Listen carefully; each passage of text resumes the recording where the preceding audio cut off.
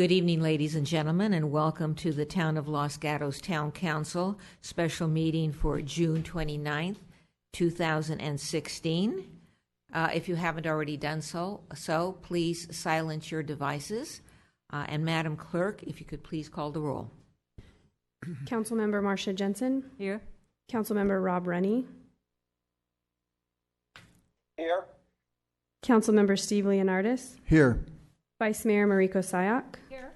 And Mayor and Chair Barbara Spector. Here, and noting for the record that Councilmember Rob Rennie is appearing at this meeting remotely. If you will now stand and join me in the salute to the flag.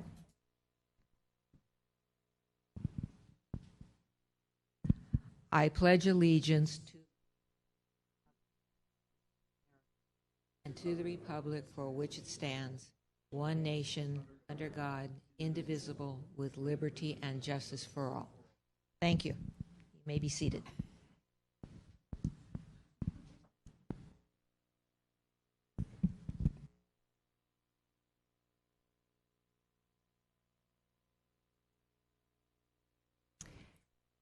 We are now at verbal communications.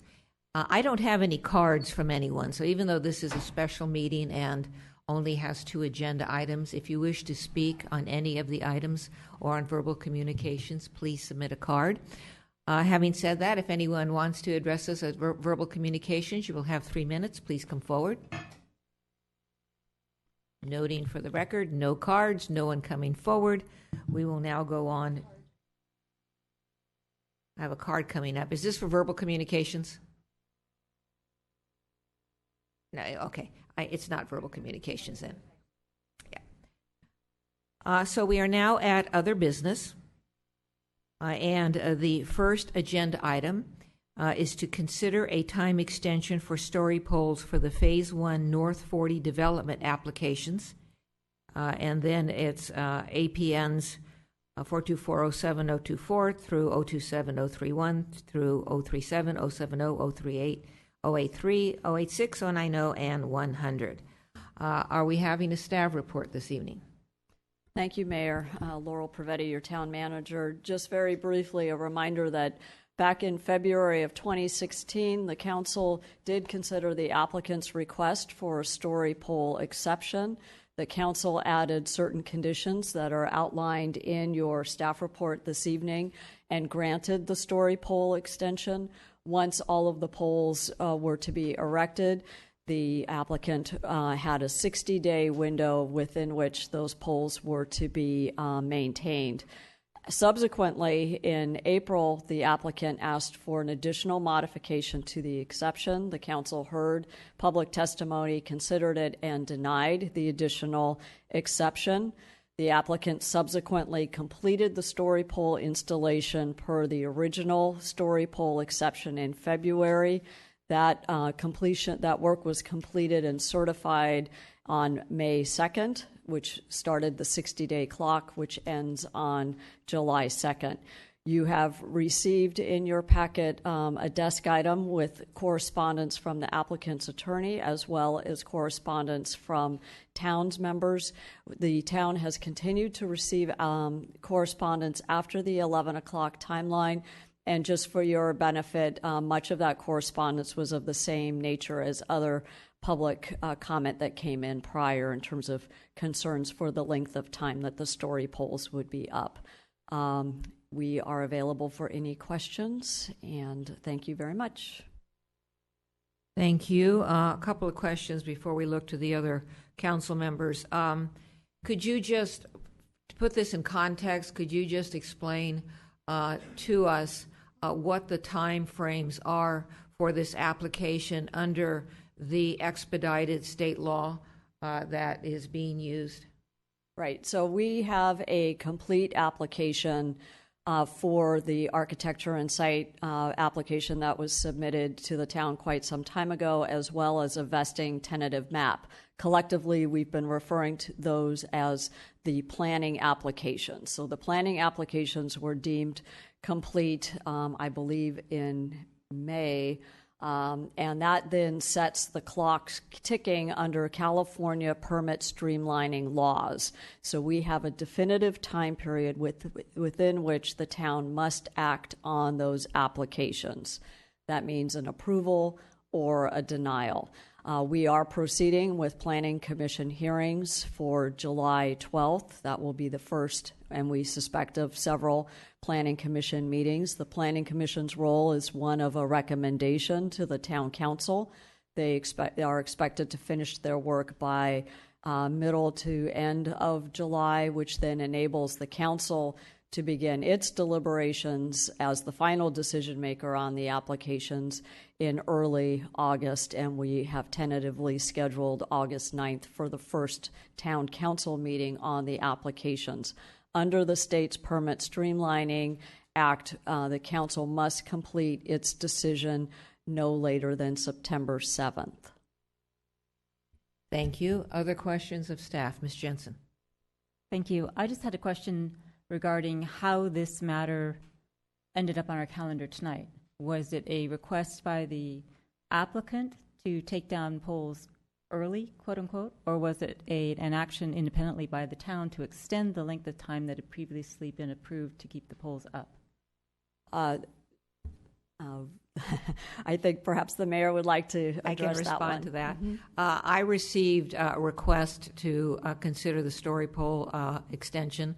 I understand other council members did also, and I understand staff did also. So since we were having a special meeting, I placed it on the agenda. Can I ask the mayor a follow-up? You said you received a request, and I guess that my question really is because of the correspondence I've received, and I want to make sure that it's clear for all of us, whether it was a request by the developer or whether it was a request by some member of the public. It was not a request by the developer. Thank you. Other questions of staff? Seeing none. All right, this is agenda item 1. And I have some cards, and it looks like I'm getting more.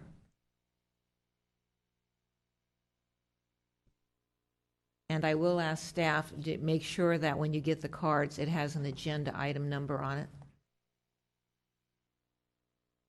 All right, first one, Roy Moses.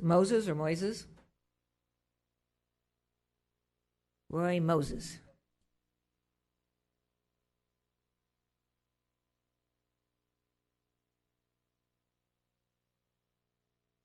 This is the story polls, correct?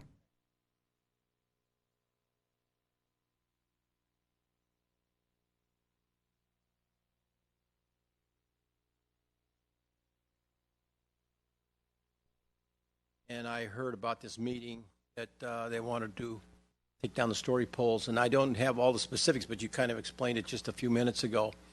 And my concern is that I would like to see the story poles remain up as long as possible. We have a big meeting on the July 12th, and as you probably all know, because you've received correspondence from us, we do have a committee that is working to try to work with the council and the planning commission and everything to make sure that what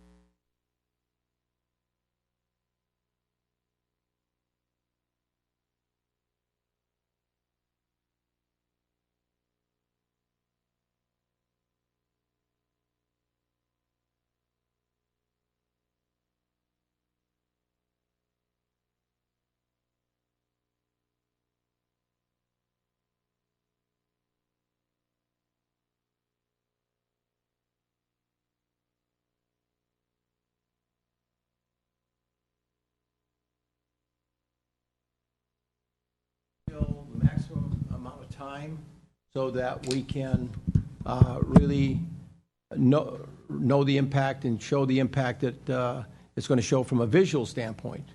And then it also will also relate to the amount of people that are planned on being in that space, both commercially and residentially.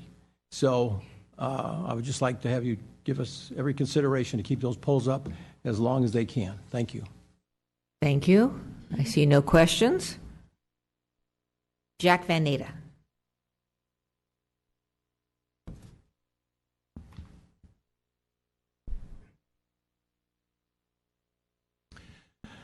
I would be the opposite of Mr. Moses. I would like to see the polls stay on schedule and come down. This subject has been drug through the mud for a long period of time. There's no sense in running this thing out. There's some petulance about this. People aren't getting their way. The thing has been vetted for years.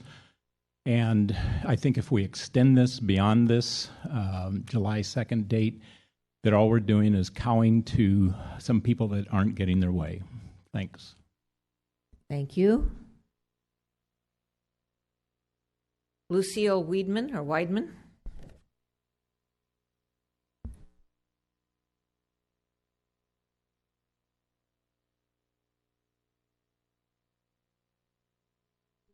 Bill Weidman, 215 Carlester, Los Gatos. I guess I'm in the petulant group, with all due respect. I would like to just succinctly say that we are extremely concerned that if the developer of the North 40 property is allowed to remove the story poles on July the 2nd, it will signal to the residents of Los Gatos a misconception that the development of the North 40 has been approved. According to the policy, the story poles are to remain until final action has been taken and any appeals have been resolved. Our request to the council is for the story poles to remain in place until the application is resolved. And thank you very much. Thank you. Barbara Dotson.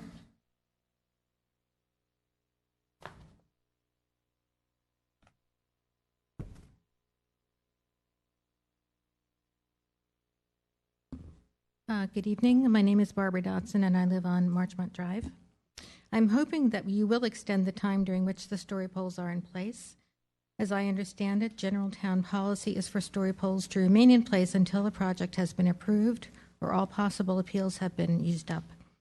I don't understand why an exception has been made for this, clearly the most important and the most impactful project the town has ever faced.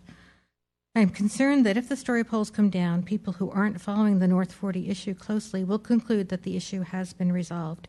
And I think people need to continue to have the information that the polls provide. I just want to mention that when I went around with flyers about the North 40 in my neighborhood, there were still people who were not familiar with the application. And I think that is just one further reason why the polls should stay up. There are people who, for whatever reason, have not been following this issue. Thank you. Thank you. I have a question from Ms. Jensen. Ms. Dodson, when did you go around and find that people were not aware of the project, before or after the polls? After the polls were up. And when was that? Was before the first Planning Commission meeting. So that would be March 30th. In March? Yeah. Since then, have you heard of people that are not aware of what's going on? I haven't gone around again, so I don't know. Thank you. Seeing no other questions, Angelia Dorner.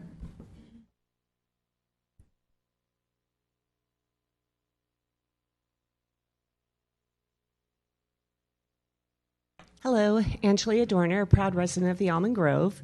I think the story poles need to stay up until this application is resolved one way or the other.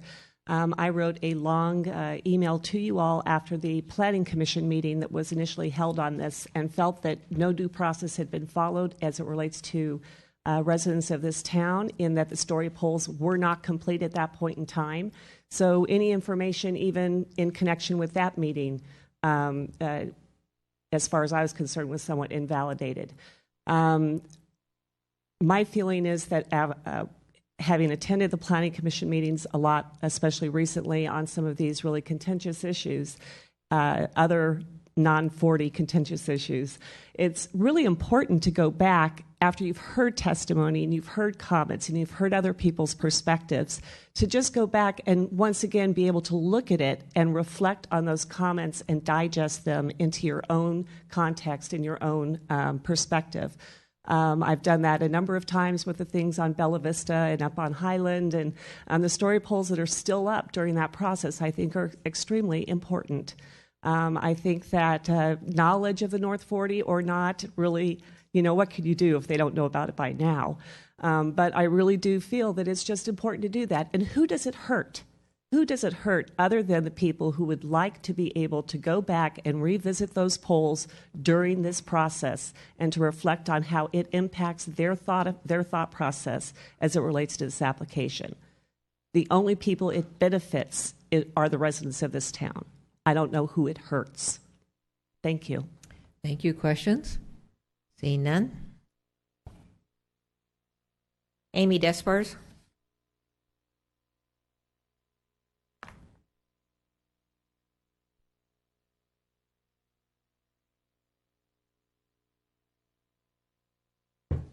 Hello, Amy Despars, 267 Long Ridge Road, uptown, right by the North 40. And I'm here to ask for, once again, no extensions or exceptions. When I put my story polls up, I did not get any exceptions or extensions. When they were denied the first time, we had to move them, and I had to extend. I wish Joel was here because he was the person who made me do it. But, and I know many, many residents who had exact same experiences. We had to redo our story polls, and then we had to restart our 60 days. I even had a letter from all my neighbors stating that they approved and they were fine with it, and I didn't need to move my story polls, but I still was made to. The other comment I'd like to piggyback on is Barbara and her flyers. Just an email went around last week of in one of the many groups that I'm involved in of emails, and a picture of the project, and the woman so infuriated she didn't realize how big and massive it was, and she had just seen down here, and then she said, I'm glad I'm really looking at the story polls now because it's going to make me realize it's going to be double that size when phase 2 comes. So there are people out there that still are not aware of it. And I feel like we've just not had enough time to really talk about it and for them to understand the process. We're just residents here who put our trust in your hands. Unfortunately, it wasn't your hands. It was the people prior to many of you. So just please consider, we as residents don't get exceptions or extensions, so I don't see why a developer should. Thank you. Thank you. Edward Morimoto.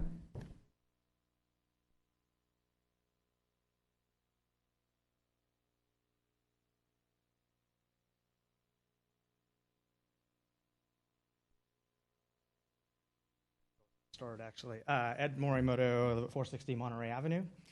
The news that the council was considering an extension to the story pole requirement for the North 40 Phase 1 development took me by surprise when I heard it on Monday. Part of my surprise was because of the last-minute 2-day notice for this hearing. Knowledge that the timing of the Planning Commission and Town Council processes would far exceed the July 2nd pole removal date has been self-evident for weeks, if not months. But I guess what really surprised me is that this council would consider undermining the uniform application of town policy and its own decision-making authority at the request of some of its opposing constituents. The North 40 story pole installation and its 60-day duration has complied with the town story pole policy. Those who take issue with that statement cite Section 2.h of the policy calling for the removal of the poles once action on the application and the appeal period is elapsed. However, they have failed to mention the policy also includes a well-documented exception process, which the applicants have followed to a T and through which gained approval for the plan.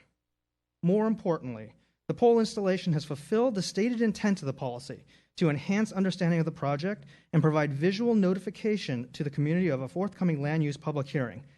Attendance at the meetings since the poles have gone up in March are a strong testament to the second intent.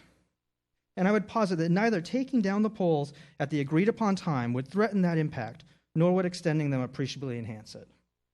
In my mind, the policy and the council's approval of the story pole plan are tantamount to a rule of law, and I personally would be very troubled if my town's government would choose to violate our trust in that principle without extraordinary justification. But if that's not reason enough to uphold the approved story pole plan, I'd also like to share with you the impact of the story poles and the potential extension would have on the ground, so to speak. The vast majority of the 500 some odd poles are to be found on my family's property, and all but 18 of them have been in place for over 100 days. The pictures on the screen show two sections of our orchard, one without the poles and the ones with. The poles to date have already negatively impacted this year's walnut crop. Not catastrophically, but irreparably. The inability to use equipment to work the soil has hampered irrigation efficiency and led to the overgrowth of weeds harboring housefly populations which diminish usable crop yield. Additionally, the weeds and forest of guy wires provide an ongoing fire and human health hazard. Should the story poles have to remain longer, not only will these impacts continue to progress, but failure to begin soil preparation in July will threaten the entire harvest for those areas occupied by the poles. And of course, this is in addition to the burden placed on our tenants, who have had to endure the installation of story poles around and occasionally on their homes for nearly 4 months. For all of these reasons, I hope the council will affirm its original February 16th approval of the story pole plan and removal of the poles by July 2nd. Thank you. Thank you. Question. You were talking about the walnut orchard, walnut crop this year. Is it ruined now, or will it be soon ruined? No, so the critical point for us is in the next month. Because of all of the weeds and the fact that we haven't been able to cultivate the soil like you see on the left over the past several months, we're going to actually have to start preparation of the soil for harvest sooner. So we need to knock down the weeds, till them under, allow them to, because, for any of you who are familiar with harvesting nuts, you actually rely on being able to gather the nuts off the ground. And I am. So on the left, is that last year this time? No, sorry, I should have explained. The photo on the left it was 2 days ago on portions of the orchard adjacent to where the story poles are. The photo on the right was at the same time 100 feet over, looking into the area where the story poles exist. Thank you. Well, Ms. Jensen. Mr. Morimoto, you mentioned tenants that were impacted, and I'm Correct. just wondering, could you give us an estimate or an actual number of how many people are actually affected and or businesses? I know that you had tried to reach an agreement with Bartlett Tree Experts, and I don't know where that is. So Ms. Dorner asked us the question, who would it hurt? And I just want to know from you, who are the people or businesses that you believe are impacted? So I think it's probably only really appropriate for me to speak to our tenants.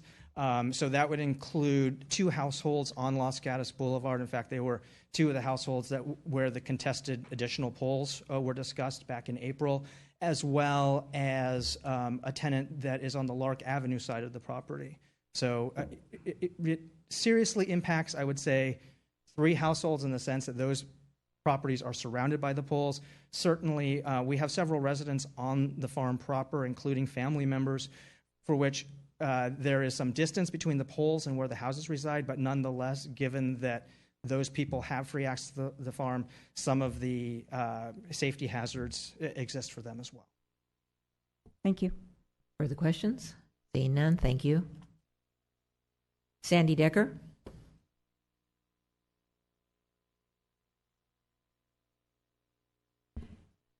And I have 2 more cards, so if anyone else is going to address us on this issue, you should have submitted your card, or please do so.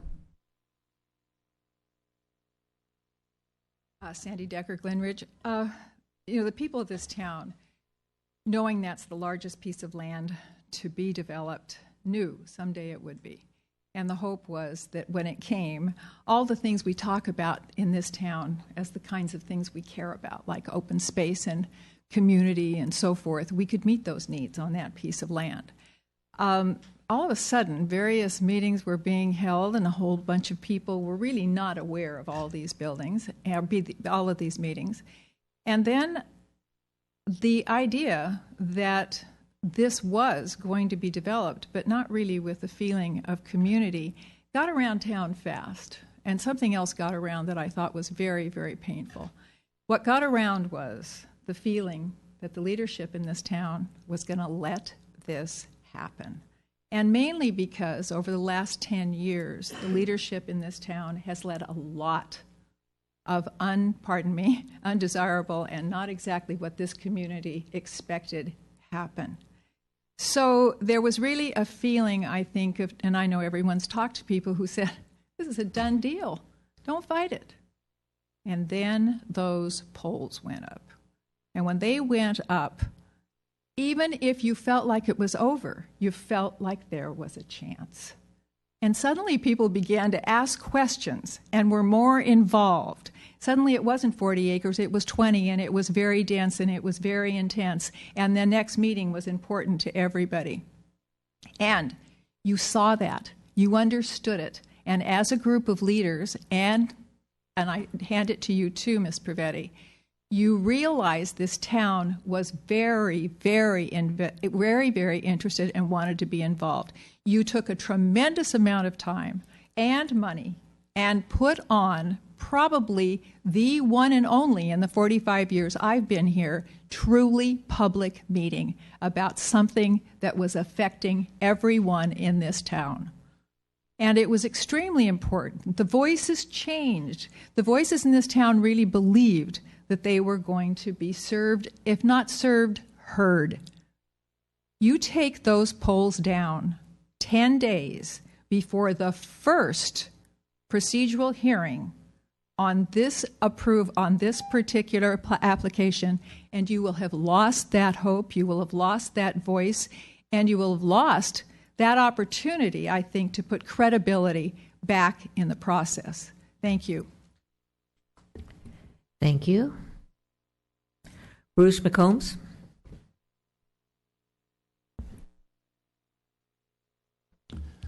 Madam Mayor, members of the Town Council, thanks for the opportunity to speak. I live at 16160 Kennedy Road in Los Gatos. Thank you. I lived there the last 40 years, 42 years, lived here all my life. I understand that you made an agreement with the developer to extend this, or to provide them with an exemption that allows them to remove the story poles on July 2nd. I think things have changed considerably since you made that agreement with them, not the least of which is the need for meetings to clarify and confirm what's going on.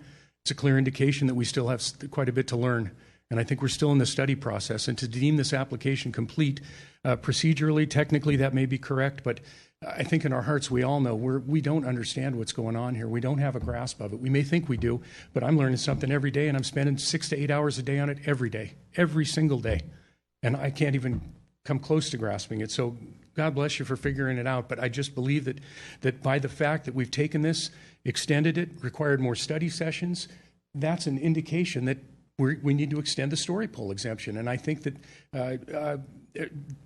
we need to extend the time where the story poles are removed. It's clear to me, and I hope that you see that too. We still have quite a bit to learn. And I think the story poles need to stay up at least until the end of August when we complete our town council meetings. And I implore you to consider this, please. Thank you. Thank you. No questions? Don Capobres?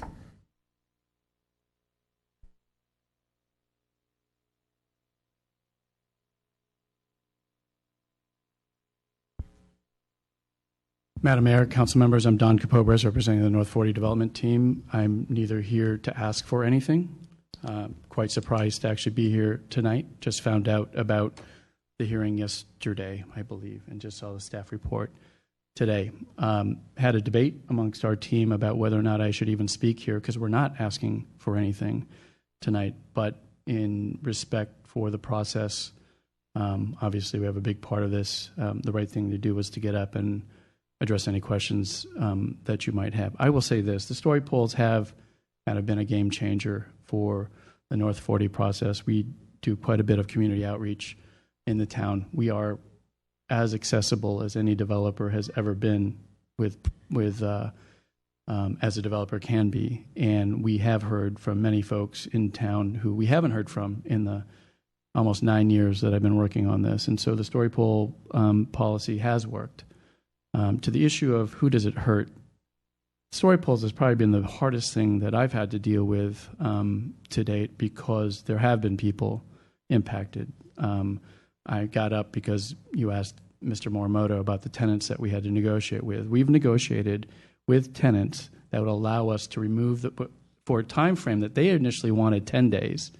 If you remember back in the day, we asked for 4 weeks. You doubled it to 60 days. When we came back and asked for an exception, which was denied twice, the 18 poles that we couldn't get out for businesses who were impacted were asking for 10 days. Were allowing us to impact them for 10 days. And so that was denied. And so here we are 60 days later for some of those polls, and 4 months later for the other polls. I think it's done what it was supposed to do, and that is evident by all the community outreach we're doing and reaching out to some new people. That was great, and we agree. It's a very good thing to be able to reach folks that we haven't been able to reach out to in 8 or 9 years. And so I'm here a bit on a filibuster. I'll forego the last 50 seconds of my time to be able to make myself available for any questions. Thank you. Thank you. Ms. Jensen. Thank you. Mr. Capobras, if the council were to determine that circumstances had changed, that, for example, our schedule had changed or input from the community had changed, and we wanted to require, leaving aside the legal issues, Mr. Faber, for a moment, what would it entail on your part or the applicant's part to actually keep those polls up through the town council meetings for the statutory period that the mayor asked Ms. Bravetti about earlier? We're scheduled to take down the polls, and we'll give it one extra day for extra measure. We are scheduled to take down the polls on July 3rd per our agreements with our tenants. So to have this type of notice 2 days in advance or whatever, and to negotiate contracts or lease terms with tenants who are impacted before a 4th of July holiday, that would have to happen, and I'm not, there's nothing to legally compel me or compel my tenants to do anything on this front, so I can't guarantee, if you were to take action here, I can't guarantee I would be able to implement. Ms. Jensen. As I recall, we had 2 hearings, one where we determined that the polls were essentially going to cover perimeter areas, and then there was a second meeting where we were requiring polls to go into interior areas, and I think that that's when the tenant negotiations came into play. And hopefully you'll correct me if my memory is wrong on that. So I'm wondering if the council were to determine that polls would remain on the exterior portion and allow you to remove those on the interior that impacted businesses, would you still have the same issue that you just described? The vast majority of the perimeter is on Yuki family farms. So I think that property owner has already spoken in terms of the impact to them. I don't like correcting council members, but the interior requirement came at the original hearing.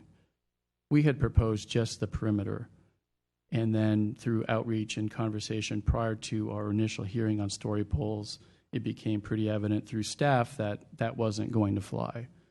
And so at the time we were drawing boxes at the council hearing where we would be able to do more polls. It was at the original hearing where those interior polls were determined. Subsequent to that, that was the story poll plan that was approved. Subsequent to that, and we admitted to the fault, subsequent to that, we realized that the polls that were approved in that plan were in locations that were going to impact Enterprise Rent-A-Car, Bartlett Tree Company, Serrano Tree Company, Natural Bridges Landscape Company, Affinity Realty, and I think those are all the tenants. And so we came back after not being able to reach agreement with them and said we need a modification to the plan that was approved because we can't come to an agreement with the tenants. And we asked, and that was denied.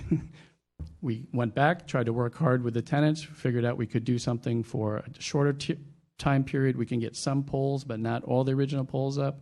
And we came back for a second time requesting a modification. That was denied. So this whole negotiation kind of happened over the course of months in terms of chipping away. And ultimately, we found some creative ways to get it done with the boom lifts that are out there that are holding up some poles that so that cars don't get impacted.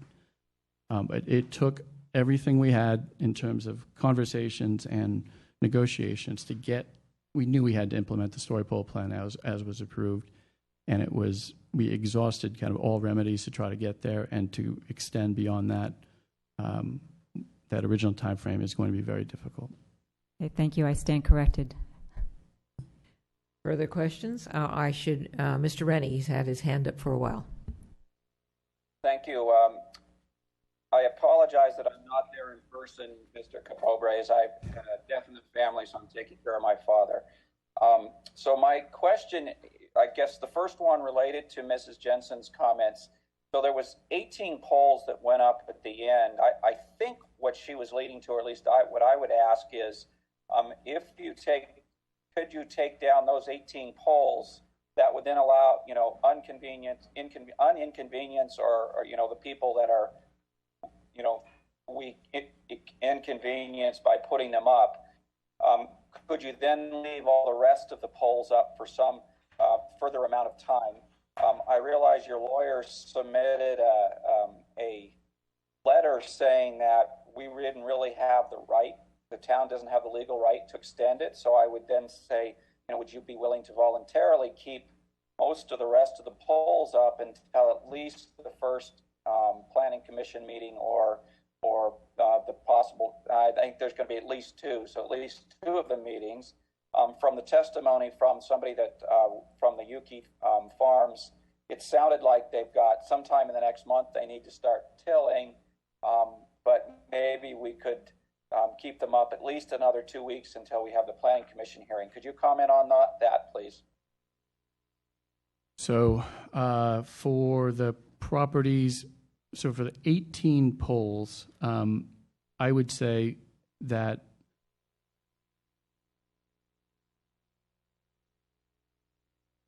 it's hard to commit to that without having conversations with the tenants specifically. So if all of the poles were removed that impacted Bartlett Tree Company, Serrano Tree Company, Natural Bridges Landscape, Enterprise Rent-A-Car, and the other tenants on the boulevard, which include tenants that Grosvenor does not have, that would be the Yuki family as well as Summerhill Home. That's one conversation, and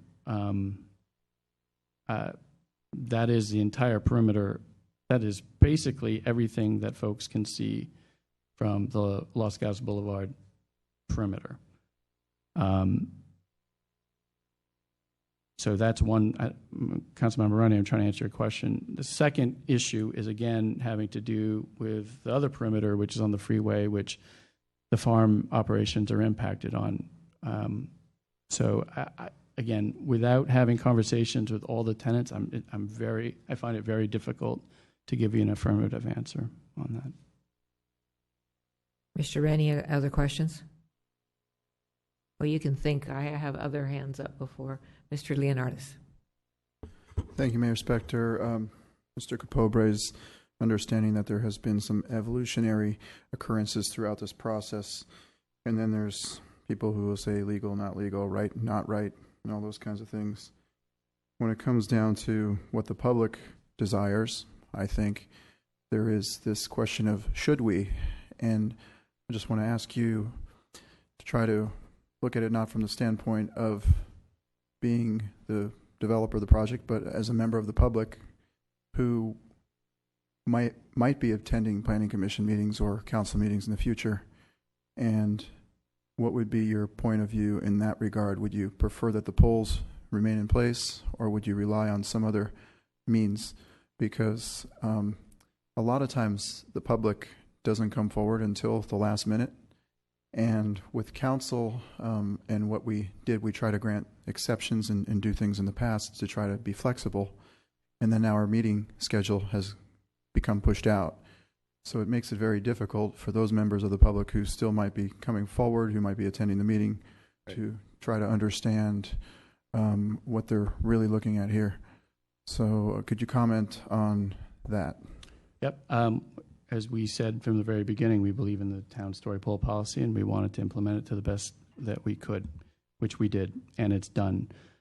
In addition to that, unlike any other program that I've seen in the almost 9 years that I've been working here in Los Gatos, we built a full-scale model that's been in display in Town Hall for 3 months, almost 4 months. It's now in display at the library. It gives folks a good sense of what is being proposed. We have photo documented every story pole on site. For a good chunk of these poles, the general public legally should not be able to see these because they're on private property and they'd be trespassing if they saw those interior poles. So we've photo documented every single pole, every angle from the perimeter that is available to the public. I would say, again, we believe in the story pole policy. We missed on 18 poles. We understand what happened, but we put those poles up by May 1st. And so from our standpoint, Planning Commission hearings could have happened subsequent to all of the story poles being up. The fact that a joint study session not on our application was required before Planning Commission hearings on our application were allowed to move forward. Again, there's a lot of contracts in place. There's a lot of insurance issues that we're dealing with story poles. They've never been intended. And most of the story poles we've seen on a commercial standpoint, Wine Depot was up for 10 days. And they were not up by the time Planning Commission heard. They did not build a full-scale model, and they did not, to my knowledge, photo document. And so those story poles were never intended to be up more. Our first estimate was 4 weeks from our story pole company. We've entered into a weekly agreement with them to monitor and repair poles as necessary. I think they've done a good job because, frankly, our story poles have stayed up longer than anyone else's story poles in terms of not looking like an eyesore. I find it interesting. A lot of people comment that they need to go down because the story poles become an eyesore. In this case, for some reason, in North 40, they have to stay up. I get, Councilmember Leonardis, we are big fans of public process. We are big fans of being transparent and being accessible. These poles will have been up for the ones that folks have seen or will see, will have been up for 120 days. Not 60, 120 days. The only poles that have been up for 60 days are the 18 poles that Councilmember Rennie referenced. Further questions? Ms. Jensen. Mr. Kapobris, you mentioned that you photo documented the poles, and I'm wondering if a member of the public wanted to see those, where would they see them, and how would they understand, from the pictures without some tutoring, what they meant and what their impact was? So we photo documented every single pole just to photo document that every single pole was up. We've also put together a book, which my partner is putting on the screen now, which includes a site plan with view corridors indicated in a legend in the corner. So every photo is accompanied with the legend in the corner, which tells you where you're standing and which view corridor you're looking at. So if you took that book, and I think this will be available online to download, and you combined it with the model that's in the library, you would get a really good sense of kind of what you're looking at. Thank you. Other questions? Mr. Leonardis. Thank you, Mayor Spector. Mr. Kapobres, was this book something that was directed for you to put together by the town, or did you voluntarily put this together?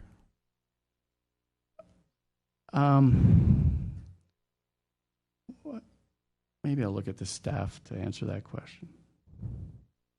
We suggested that we do photo documentation after our experience with the Shannon Los Gatos Boulevard experience, because we thought that it would be important, given the time limit for the exception, that we have a place for photos to be located on our website. Staff today received the book that was just described to you, and we will be working to post it on the website. It is not yet available on the site. Mr. Leonardis, other questions? All right. Mr. Kapobres, I think in response to Mr. Rennie's question about June, or about the keeping the story poles up when the Planning Commission has their hearings, I think you said that wouldn't work for you. So let me clarify. You couldn't do that for part of the time, for a part of the story poles. What's your input on that? I'm talking about Planning Commission July. We are currently, our contractor is scheduled, our negotiations with our tenants and the verbal agreements and written agreements in some cases with the tenants are currently on track for removal of the poles on July 2nd. Okay. Thank you. Get this thing working. I don't see any other questions. Thanks. Next speaker, Linda Kaplinger.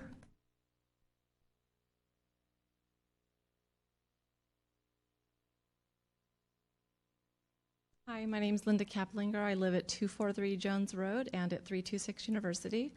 I didn't come prepared to speak this evening, but in sitting here listening to Mr. Morimoto speaking about his trees, I couldn't help but understand that it sounds like he has a potential financial impact due to the walnut crop. But if that's going to be a point of consideration in this, it seems like perhaps exploring some sort of green opportunity, such as goats or something, to take the weeds down, since you're precluded at this point from rototilling or, bringing in other heavy Ms. machinery. Kaplinger, would you direct your statements towards us, sure, please? sorry. It just seems that there should be some sort of way for him to explore that rather than that being a determining factor. Just wanted to make a comment, but that was about it. Thank you. I see no questions. Rod Teague.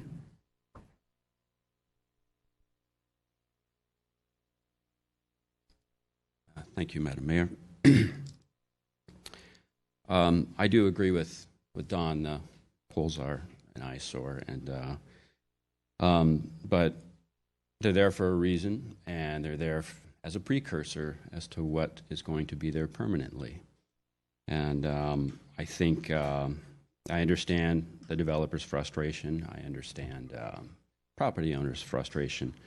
However, I think based on the rosy vision that the specific plan calls for the North 40 and what's actually there and what's represented there, and the public awareness that's been created by the story polls, I think every moment we can keep them there brings a greater level of awareness. There does seem to be a little bit of a theme, though. I remember the trees were all sick and old, and they had to be plowed down anyway. Suddenly they're needing to be tended to, and as if they were going to be existing there for eternity. Also, the renters of the property, I believe that there's many of them that are concerned about being displaced, and I'm sure that whatever public process would help them remain in their properties longer, it seems to me they would be in favor of that. So just asking for an extension, and thank you. Ms. Jensen. Mr. Teague, thank you for coming. I'm just wondering, I know that, for example, on Town Not City website, there's been quite a number of pictures of story poles, etc. Mr. Kapobras just mentioned a book, and I'm wondering whether you might consider publishing it. But I'm wondering those things really in terms of, do you think that if the council were looking for a compromise that would allow some poles to stay up and some poles to come down, such that tenants might not be impacted or certain areas of the orchard might not be impacted, could you envision any such compromise, or would you think that all poles have to stay up? Of course, absolutely. If there is a legitimate concern with residents and harvesting and so forth, I've heard several different stories. So, some of those poles, especially the most important ones, I feel like rather than taking them down, I feel like they should be resurrected for another duration of time, because I've noticed that the flags that you could barely see in the first place have all faded. You could barely see the flags that represent some of the largest structures in the center of the North 40. So, but with regards to your question, it's a compromise, and I'm so you think that there is a room for a compromise here, a reasonable compromise, or do you think that all the poles should remain? Well, I think they should all remain, but if we had to compromise, I could live with that too. Thank you. Further questions? See none. Thank you. Thank you. I have one more card, unless somebody brings up some cards. Andrew L. Faber. Thank you. Andy Faber, Berliner Cohen, 10 Almaden Boulevard. I represent Grosvenor and Summerhill. I've sent you 2 letters. I apologize for sending them kind of late, but we just got notice of this and didn't have time to send them earlier. Normally I would try to do that. But I want to just emphasize the point I tried to make in the letters, which is that the town council really has no jurisdiction to require an extension of the polls. As the staff report states, we have a vested right. Your exception that you granted in February says 60 days. They've been up 60 days at great expense, as Don Capobres has said, and difficulty. And if you go out and look at the boom trucks up in the Enterprise parking lot, it's kind of incredible, actually, that the poles don't reach the ground because cars couldn't drive through.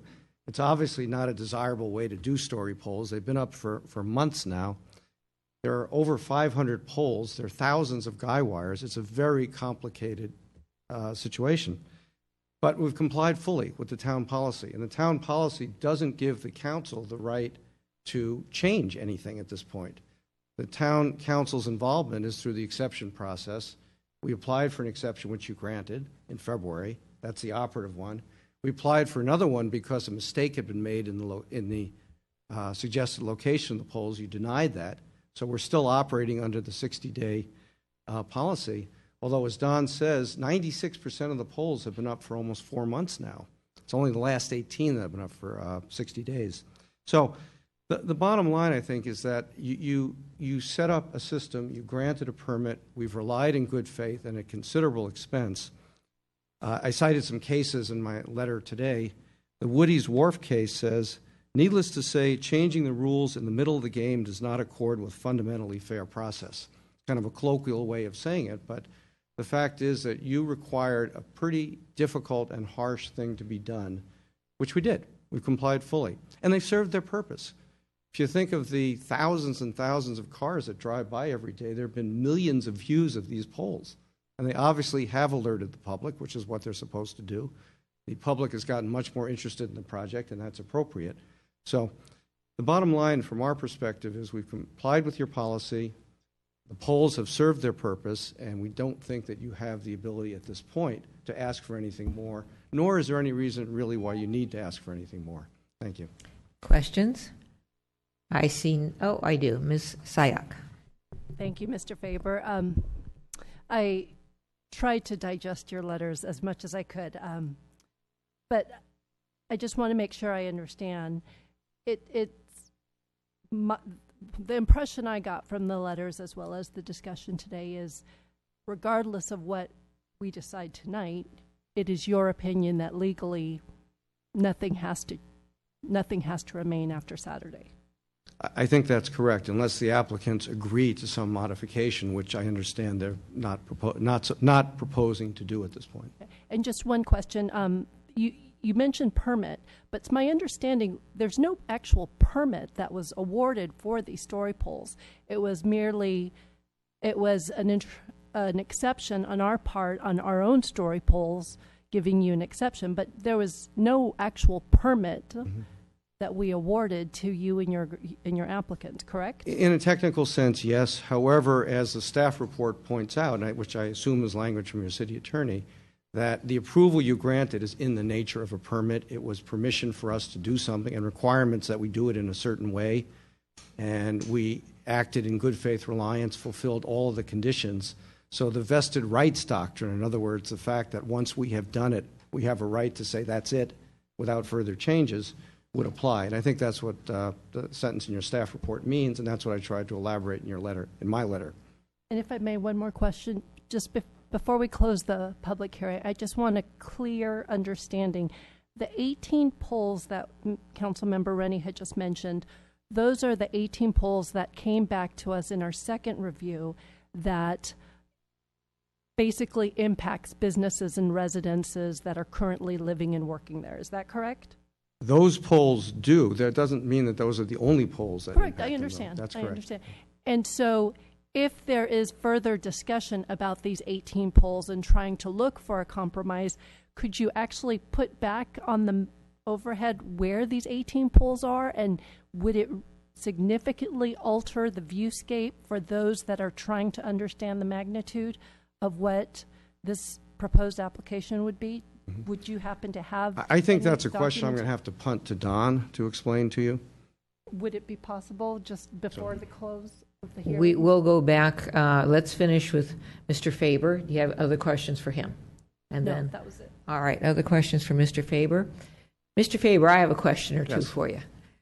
You talked about vested rights, and it was in your letter, and it was in your letters. Vested right in what? That is a question. What is the vested right in?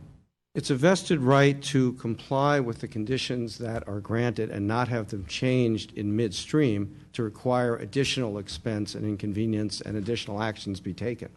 For example, it was very costly to put up these 500-story poles and to maintain them, to make deals with the tenants for the additional 18 and others. That was a lot of cost and expense. Premised on doing it for 60 days, specific deals were cut with the story pole company and with tenants, premised on the terms of the approval that you granted on February 16th. So I believe, and I think your city attorney believes, that the applicants have a right to rely, and they have relied on the terms of that approval, and therefore they have a vested right not to have that approval changed to their detriment to additional expense and effort that they would have to expend. And I think that's the vested right that we have. In the approval? In that approval, yes. Okay. Now, you also testified that, I think I was writing quickly what you were talking. You used the operative one, and you said February says 60 days. What were you talking about there? I'm talking about that the motion on February 16th, that you approved the exception that was required, the first exception that was requested, said the polls remain up for 60 days after they are certified as all being up. That certification occurred in early May. So the 60 days starts from the May, but the developers were working as soon as you got that approval. In fact, what happened is they immediately started working with the tenants. And in March, they came back to you and said, we're having trouble with these businesses because we realized that we made a mistake. That's what, as Don was mentioning, that some of these poles are going to have to go in the parking lot to the business, and it's a real mess. But so most of the poles had been put up by that time. They were mostly put up in March. 96% were, as I understand, were put up in March. The rest were put up after you denied the exception, and Don said, all right, we've just got to figure out a way to do this. Okay, and my sense was you were talking about the February motion that did reference the 60 days, but I'm sure that you took a look at this motion, and it says the one we approved was said, keep the story poles up for 60 days as closely sandwiched around the Planning Commission meetings. And that is different than just 60 days. It also has a provision for sandwiching the Planning Commission meetings. Can you speak to that, please? Sure, and I do have it. It's right here. I agree with your your reading of the wording. Sandwich around the Planning Commission meeting is rather imprecise language, but at the time, nothing prevented the Planning Commission from going forward and having those hearings. As Don mentioned, those were delayed not because of any action of the applicants, but because the town felt that a process should occur where there should be a study session, not on our application even, but on the specific plan itself, which you had in June. So there probably was an expectation that there would be Planning Commission meetings within those 60 days. But the applicant specifically had requested a shorter period of time. The council said 60 days. And by the way, that's been on the town website for weeks now. It's on the home page for months, that it's 60 days and that the polls will come down after July 2nd. So I think any member of the public would understand that the town's interpretation of that language was that the 60 days goes from the May certification to July 2nd. And I think that's, so I understand this language exists, but I don't think it can be used in a lawyerly way to say the polls have to extend further, because who knew when the Planning Commission meetings would be, but they could have been within the 60 days, and we hoped they would have been. So that's my analysis of it. Thank you. Ms. Jensen.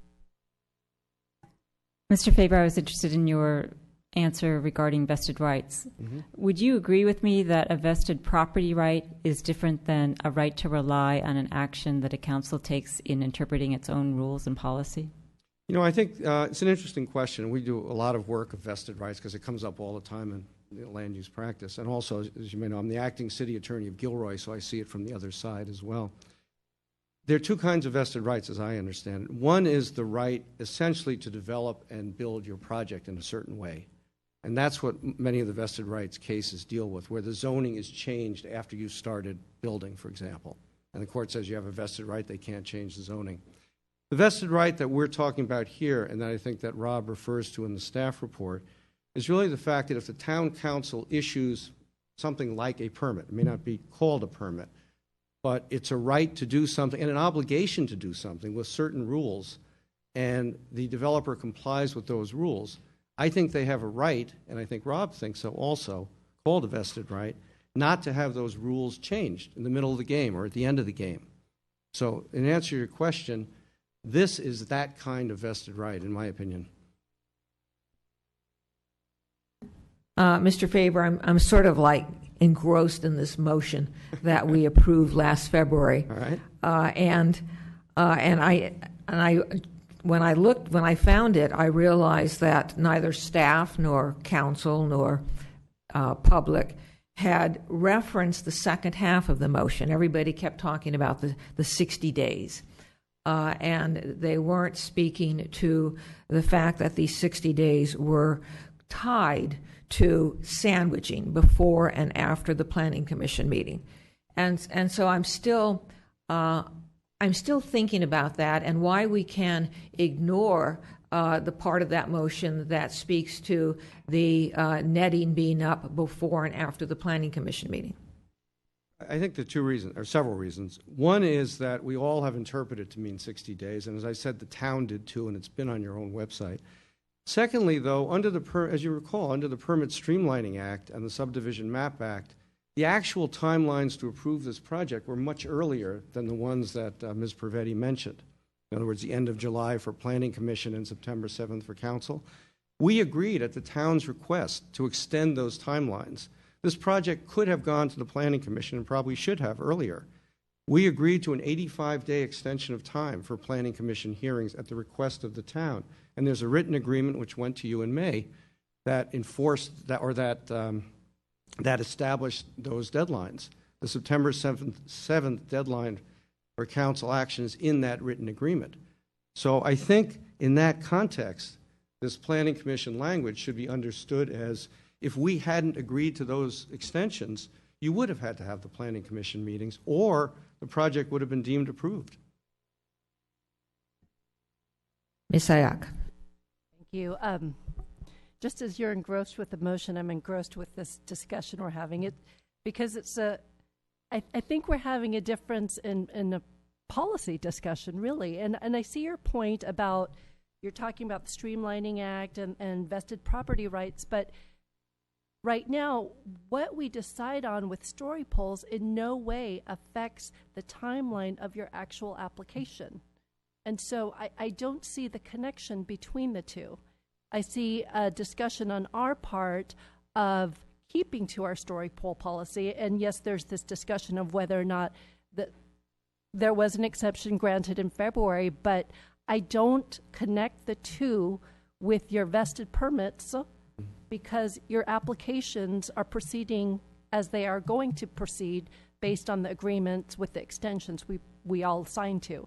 So again, I'm having a trouble connecting how in any way we're violating those permit requirements. So. Well, I'm not saying you're violating anything at the moment, but I think the connection is through Mayor Spector's questions about the language about closely sandwiched around the Planning Commission hearings.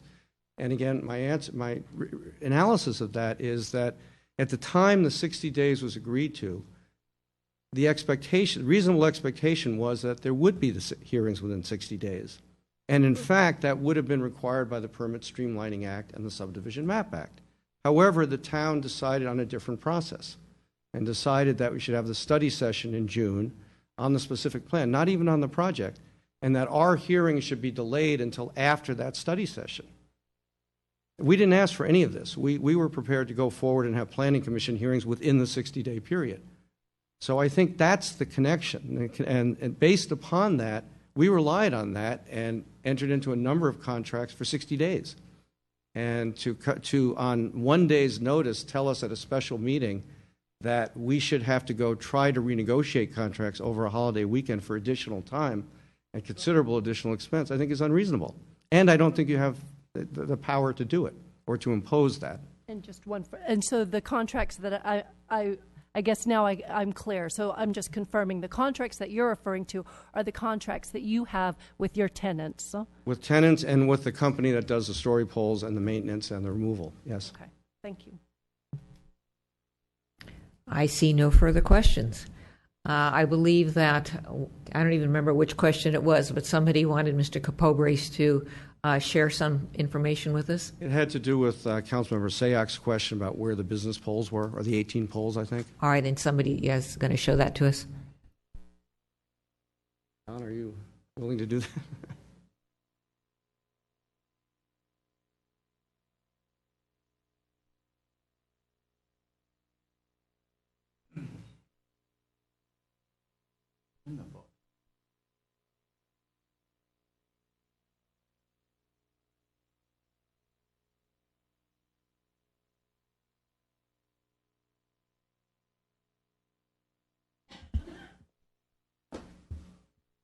Madam Mayor, Council, we're going to try to improvise. We weren't planning on asking for anything at this hearing, and I was not planning on speaking.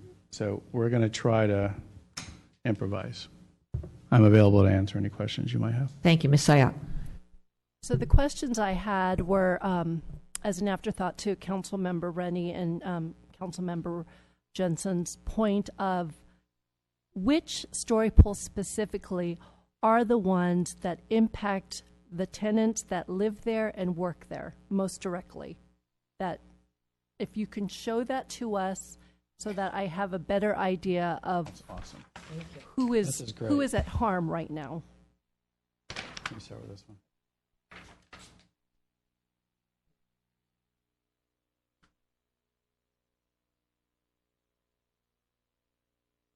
Remember the flashback to red dots and yellow dots. Our primary areas of concern were existing businesses in what's called Area A. This is primary. There are other areas, but primarily in the area of the buildings and businesses in Area A. So the tenants who are impacted here, Building A2 is Natural Bridges Landscape Company, Bartlett Tree Company. They have their administrative offices there. To the right of Building A2 in the Brown Building, so these are already exempt, but they all are impacted because this is all of their parking lot, is Enterprise Rent-A-Car. As you move further back, kind of moving north, or it's actually west, but towards the red dots and yellow dots, that is and that's an actual single-family residence that's in the middle of that with a tenant, two tenants who are in that house. And then behind, Wendy, to the left of that is Enterprise Rent-A-Car's car wash. And then to the up towards Building A is the maintenance yard for Bartlett Tree Company. To the left, down, is the maintenance yard for Serrano Tree Company. And so it's a circulation pattern for Enterprise Rent-A-Car, like I said, all the tenants that we just named. The reason, I guess it's a fair question to ask how we actually were, because we asked for 2 exceptions before finally being able to make your original plan that you approved work. One of the main issues that we had is we terminated a lease with a tenant, which could have stayed there for a lot longer. That lease termination allowed us to kind of free up some area in the parking space to be able to move Bartlett Tree Company trucks out and kind of reallocate parking spaces. We didn't change the parking lot, but we reassigned parking spaces based on 12 parking spaces becoming free by terminating a tenant. That's the primary area, and that is where all the boom lifts are with the story poles right now. And those are tenants of Grosvenor. We own that property. Building B2 is a tenant of the Yuki family. That gentleman owns a woodworking shop. He's been there for over 25 years. He does need access in and out of his woodworking shop, which is on the back side of the property. Our original proposal was just to do the yellow dots. The plan that town council approved required all of the red dots and the blue dots, and that's what's out there now. But that is a sea of guy wires in his yard impeding access to his woodworking shop. Third area is towards the gas station, starting from the left side here. That is owned by Summerhill Homes. And then kind of moving to the right, that is a tenant of the Yuki family. We had proposed, I don't know, this one isn't actually right, but there are poles that are in the middle of driveways, in the middle of backyards, in the middle of front yards that are not depicted here that we worked out agreements with these tenants. There are things like graduation parties. There are things like, and I know there was a comment made about other members or other tenants on the site. These are not those tenants. These are people who were impacted because of graduation parties and other parties that they wanted to have in a very nice yard. And these were difficult conversations to have. Again, those are tenants of the Yuki families. So those were the areas that we came back for and asked for modification to the original proposal. And they're not exactly depicted on those charts, but closely enough. We tried to get some leniency on those. We were denied twice. We found a way to get it done, and those were very, very difficult polls to get up. Ms. Jensen. Thank you. The map that had the colors with the circles, the colored circles, were the red with the X's. We keep coming back to the 18 poles. Are those the 18 poles? Or are they something different? Yeah, so there, in general, I don't know if they're exactly these dots because we had a couple iterations where we came back to town council. I believe those are the dots we couldn't get up, or the poles that we couldn't get up compared to the plan that you approved and were operating under. The related fact, and why I'm having difficulty with that, is how poles are supported with guy wires depend on other poles. And so if certain poles are removed, it changes there is a bit of a cascading effect to the rest of the poles. And that's why I don't want to limit it to just 18 poles, because locations might have to change. We had proposed different locations to secure them, to fix them, or to secure them to fix buildings or fix fence poles. That was denied. And so it's not just poles, but it's also kind of the location. We are trying to limit. The guy wires are kind of what's really impacting, in addition to a pole being right in the middle of a driveway, there's also the guy wires. And the guy wires are about, as you recall the conversation, if it's a 25 or 35 foot pole, the guy wires have a radius impact of about 25 to 35 feet. And so as you start taking poles out, we also have to worry about where the guy wires resulting from the remaining poles. Ms. Jensen. Can I ask you a follow-up before you start? Given your explanation, and if at least one member of the council was looking for some kind of a compromise, hopefully reasonable compromise position, if the council were to essentially retroactively adopt the position that you asked for that was denied at the second meeting, would that allow you to free up these tenants and change your polls? Ms. Baker, you're shaking your head. Go ahead. I'm sorry, Wendy Baker with Summerhill Homes. So the 18 polls, all of this would have worked with a 60-day time frame that we were talking about. But now we're talking, 10-day originally is what we proposed. And then 60 days was what was upheld. Now we have tenants that we don't have any agreements with to move beyond this. So even though there might not be red dots shown here, because my tenant had agreed to it, they aren't in agreement with moving beyond July 2nd. So it's very challenging for us to sit up here with, again, a day's notice and say, well, yeah, we'll go back to them and ask for something else. So that's why these 18 polls that we had originally asked for, and if we could just go back to that original approval or request for an exception to the R exception, we can't really go back in time because we were actually only asking for 10 days, and then it was never granted. So it's a little tricky. One more follow-up, I'm sorry. Ms. Jensen, yeah, because I would have a follow-up. Go ahead. And this will be it, I hope. So either Mr. Capobras or Ms. Baker, could you then tell me, you're talking about contract negotiations. I understand that that's going to be extraordinarily difficult given the timing. What poles could remain on this property? And pardon me, Mr. Morimoto, but I'm excluding the Yukis for a moment. That would not impact contractual agreements that you could keep up that are on property controlled by Grosvenor, Summerhill, and or the Yuki family. I can say for Summerhill's behalf, and I believe also for Grosvenor, that only the poles on the Yuki property do not impact additional tenants, but there are some tenants within the Yuki property that are impacted. So it's not exclusively just. And I'm sorry, would you just show Sure. on some map that makes sense where that would be, where they could remain?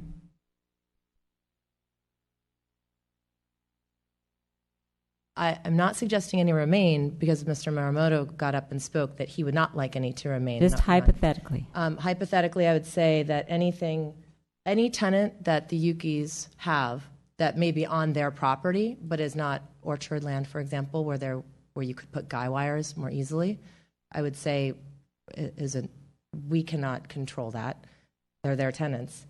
Summerhill has agreements, as does Grosvenor, with the tenants all along Los Gatos Boulevard and the tenants that Don spoke of. So anything along Los Gatos Boulevard, I would say we have no agreements to move past July 2nd. So the only area that now becomes of question is what Mr. Morimoto spoke of earlier, and he is not interested in keeping poles up in that area either. So your answer is there are none that we can keep up. Yes.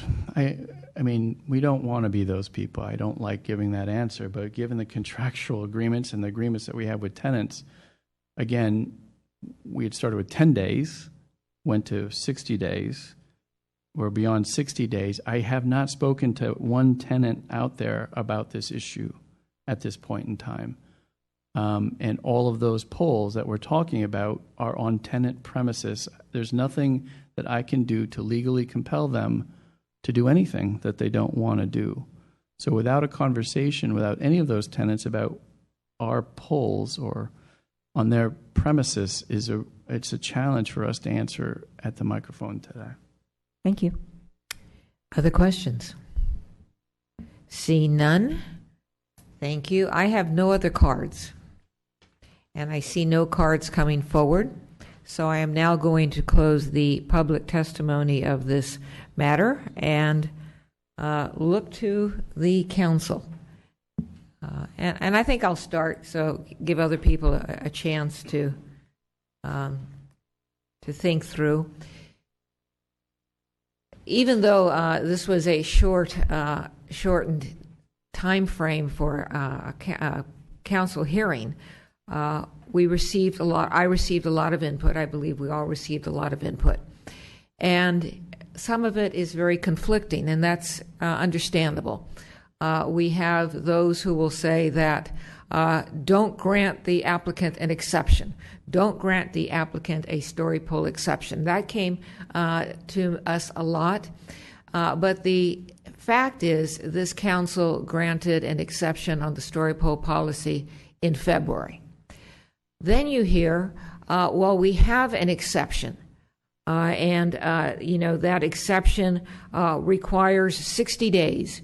And we put the story poles up in May so that they can come down in July. Well, that 60 days is actually a very abbreviated version of this council's motion, which did say 60 days, but also added that those 60 days sandwiched the Planning Commission meetings. The Planning Commission meetings, as you heard, will take place in July. And so a sandwiching of the Planning Commission meetings as reflected in the motion, the 60-day motion, would be before and after that July timeframe. You hear terms like you can't do anything, Council, because there is a vested interest involved. And there are different types, as we heard, of vested interest. And some might apply in this matter, and some do not apply in this matter. But no matter whether you're here because you want the council to extend the time for the story polls, or whether you're here because you want the council to allow the story polls to go down on July 2nd, the information that I have received, that I have read, that I have heard, is that it's not straightforward from anybody's point of view. So now it's all quiet.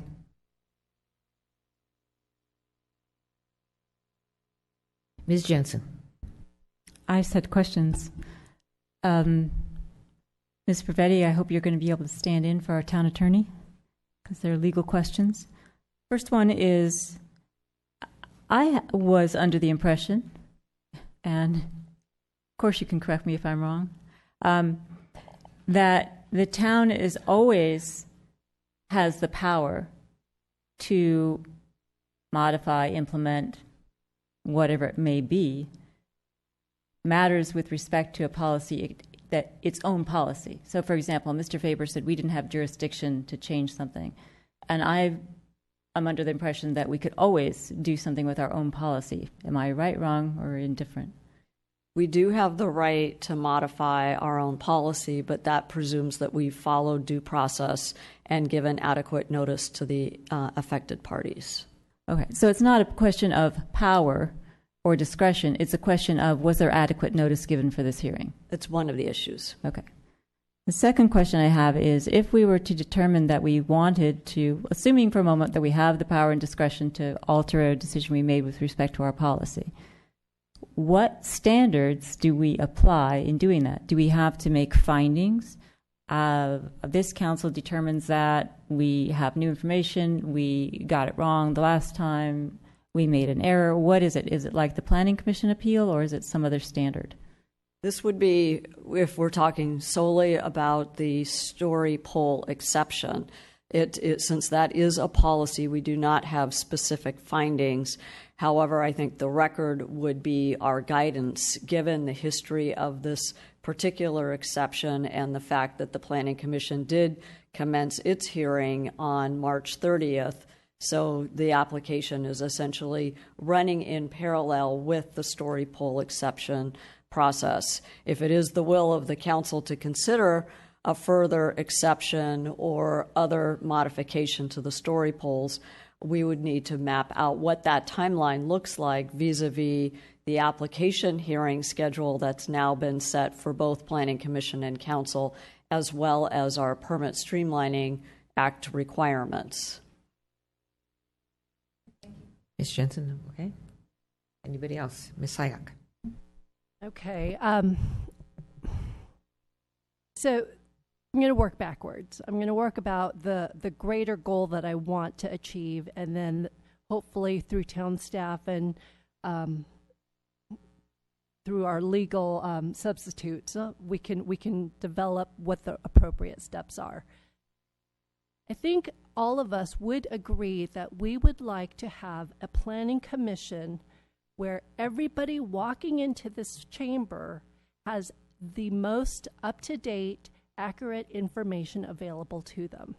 And in an ideal world, that would include the most accurate story polls that can be reviewed. I understand that it's been up for 60 days, but I acknowledge that there are many people in our town who will come at the last minute, look at the story polls, and formulate their thoughts at that particular day.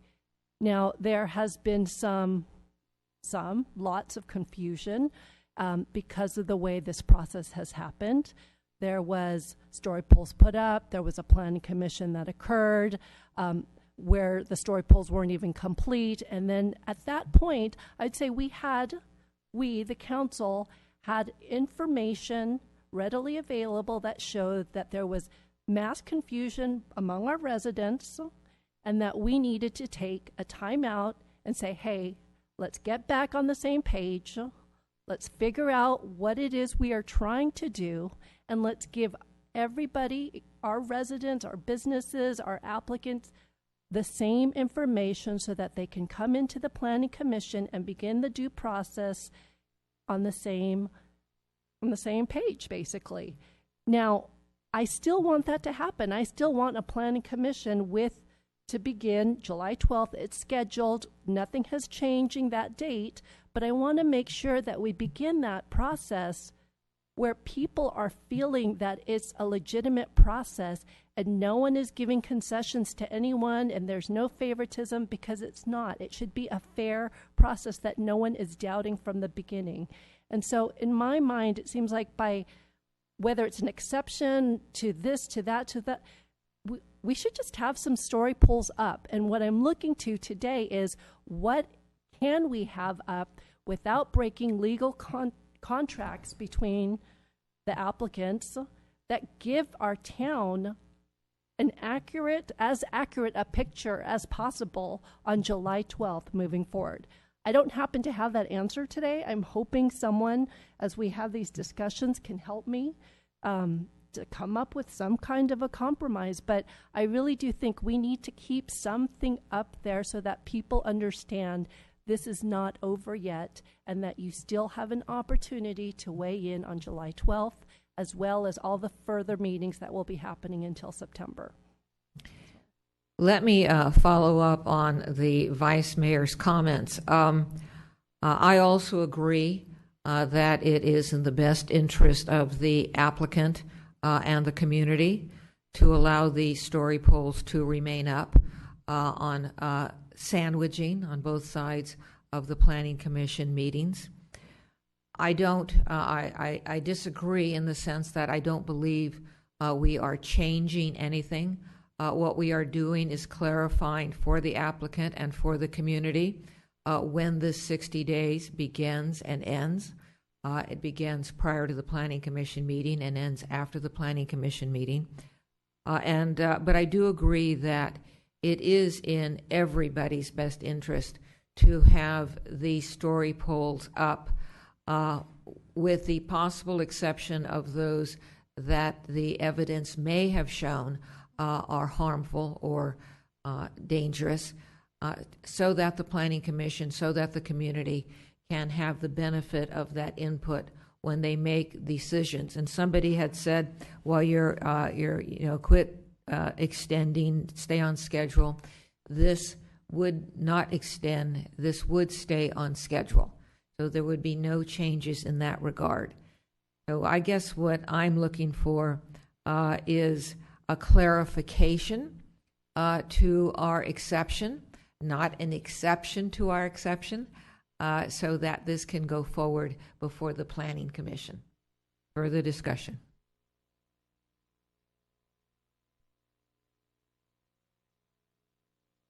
Rob Rennie. Okay, thank you, Mayor Spector. I agree. Actually, let me unmute because I'm getting feedback. Okay. I agree with Council Member Sayoc said. I'd say pretty much completely.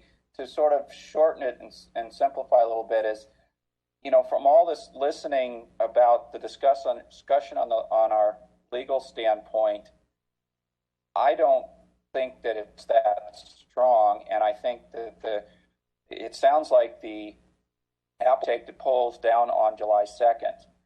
In my opinion, some polls are better than any poll, and I also like the idea of let's try to find, you could call it a compromise or find something that works, because we know for sure they're going to have to take them down on the houses of the ones related to the last 18 polls, although it may be more than 18 polls. We're sort of unsure on that. It was, the ones around the Bartlett tree operations and the house that was next to that Bartlett parking, and the house B2 on there, which is to the right, where there's going to be a restaurant. This is next to the gas station.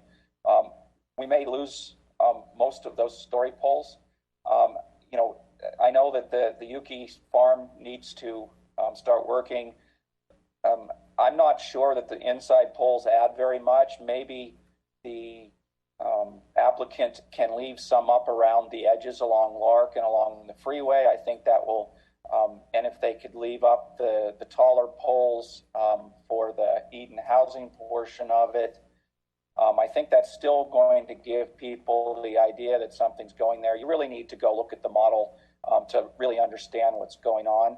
I just feel like we should come up with something that's reasonable so that they who don't, the developer who doesn't think that they need to keep the poles up will willingly keep them up. In other words, we won't end up in kind of banging our heads and everybody loses because the poles come down and then we get into a big legal event. So again, I'm looking for something more along the lines of what Councilmember Sack was talking about. Thank you. Thank you. Further discussion?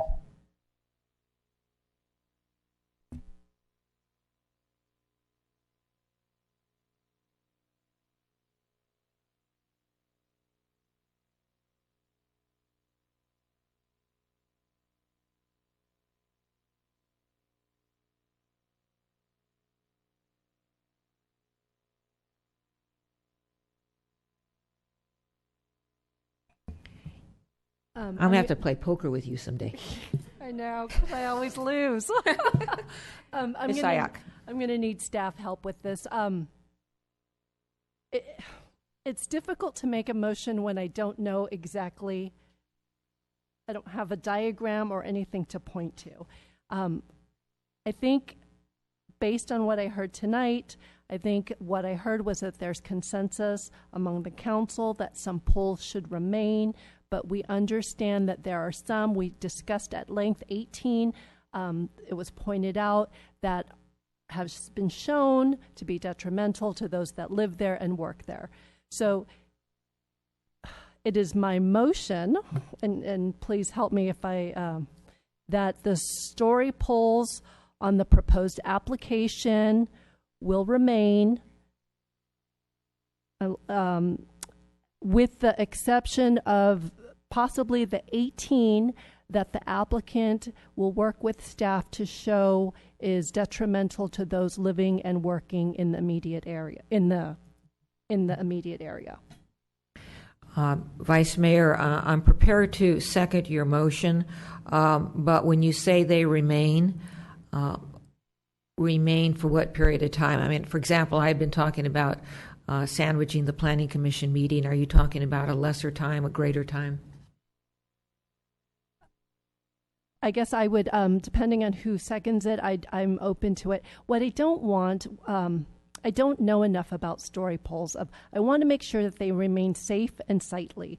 We have examples of story polls in town recently where they've just degraded and has looked awful, frankly. I don't want that. So I've heard evidence that it can only remain at a certain time. I don't know what that accurate time frame is, but I want story polls that depict the true picture, but is not unnecessarily unsightly and undangerous for those that are visiting the area.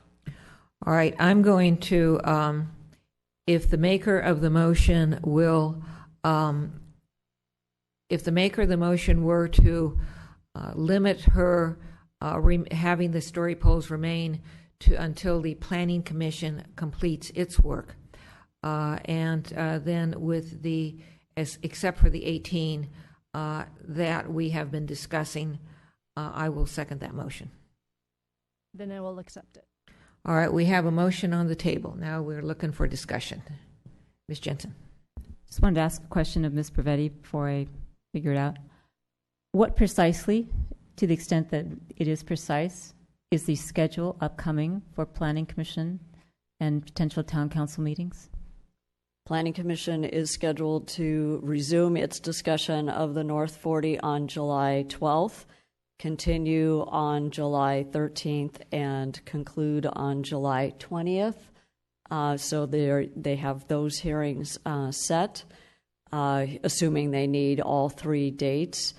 Town Council has reserved August 9th. Then we would continue to August 11th, August 16th, if necessary, September 1st, and then September 6th. So we have 4 or 5 dates for the council and 3 for the Planning Commission. We've polled both bodies, and all of these dates have been reserved on the deciding bodies' calendars. We've tried to work as best we could with schedules.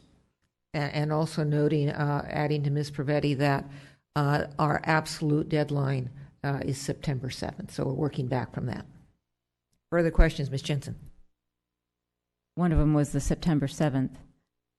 I wonder if the maker of the motion and the seconder would be amenable to adding specific dates, because my concern is that we will, if we end up with something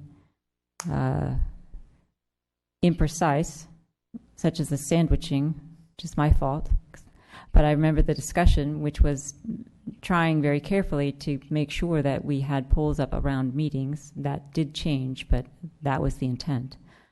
But if we get to July 12th and the polls come down, we'll be here July 13th having the same meeting over again. And I don't want to be in that position, for one. I also don't want to be in the position of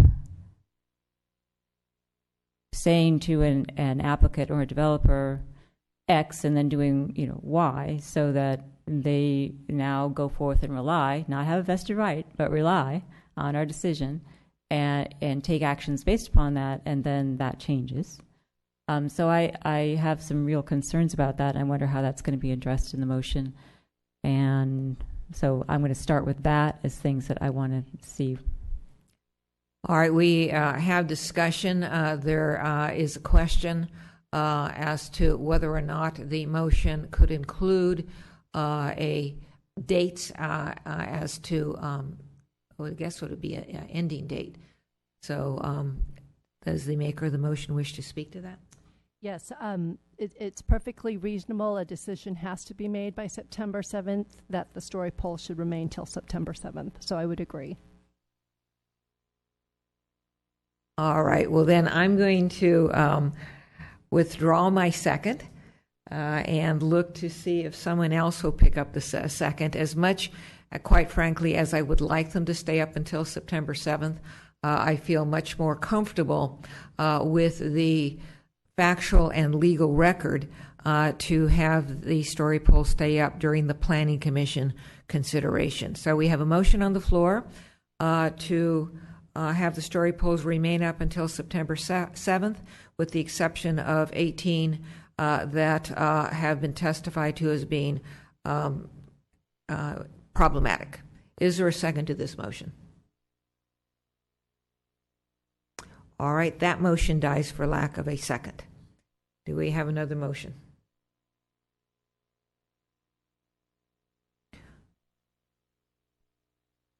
Ms. Sayak. Okay, let me try another one.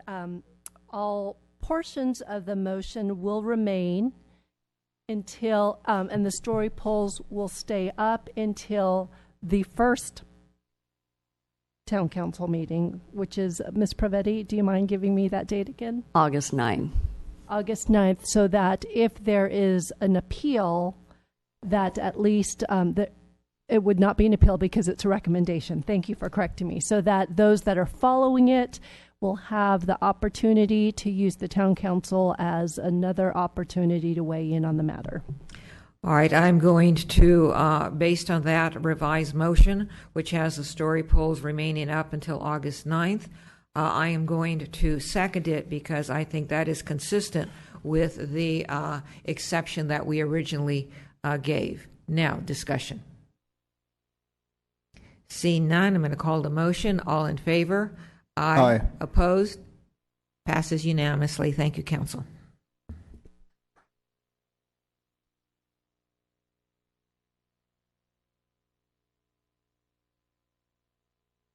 I'm sorry, I have one process issue here. Since we have somebody who is appearing remotely, staff, you need to remind me, and you need to do a roll call vote. Councilmember Marcia Jensen. I'm supporting the motion as a compromise. I do have concerns about the noticing that was given for tonight's meeting. Is that a yes? That's a long yes.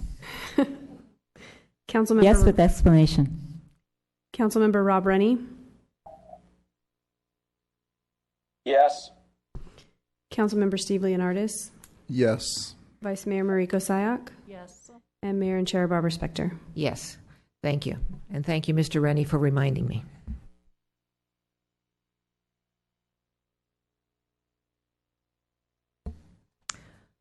All right, agenda item 2. Report on pilot closure of South Santa Cruz Avenue to address cut-through traffic. I understand Mr. Morley is going to be making our staff report. I will. Thank you very much.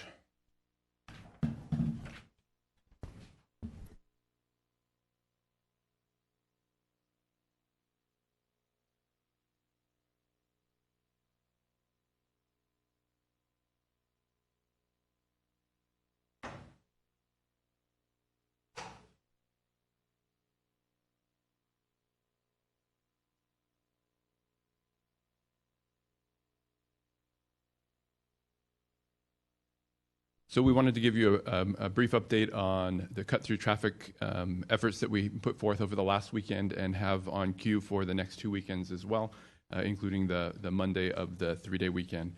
So this is a brief summary of what we've seen. Quick highlights on the program as it was outlined by Council for staff. 3 weekends, as I said, the closure hours are from 9 a.m. to 3 p.m. And the closure is at southbound Santa Cruz Avenue at Wood Road, with the northbound access to downtown off of Highway 17 open and accessible. So through that, we've established a traffic circle at Wood Road to facilitate reception of traffic from Wood Road, traffic from the freeway, and redirection of traffic that makes its way to the closure from Santa Cruz in the greater downtown area.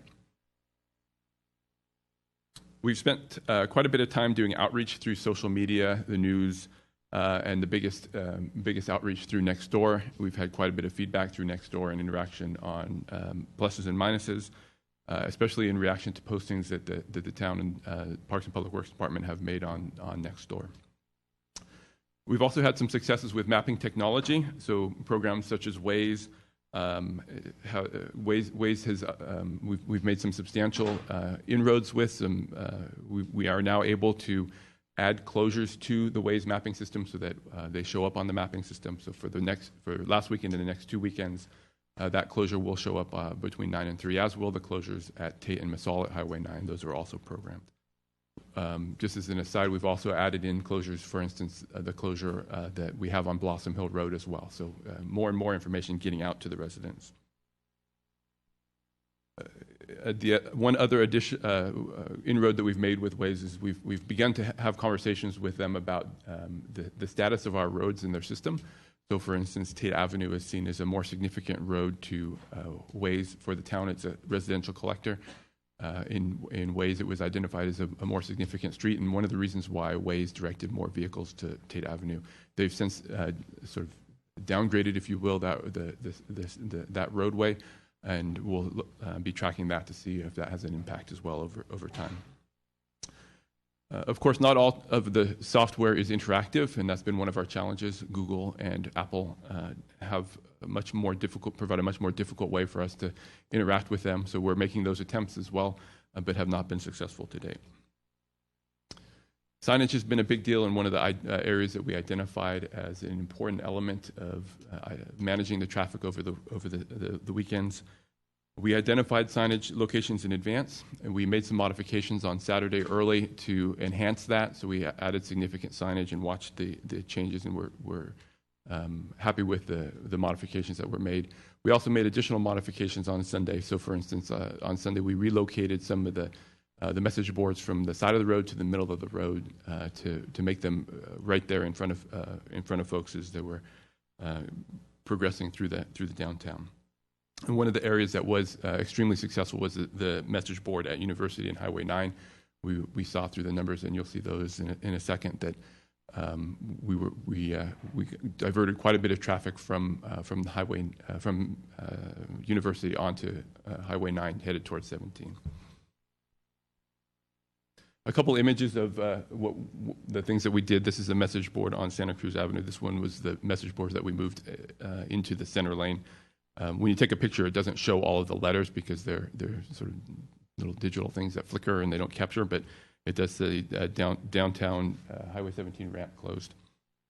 So that was moved to the center median. We think that that's a more impactful location for that particular sign. Some of the interesting things that we learned along the way.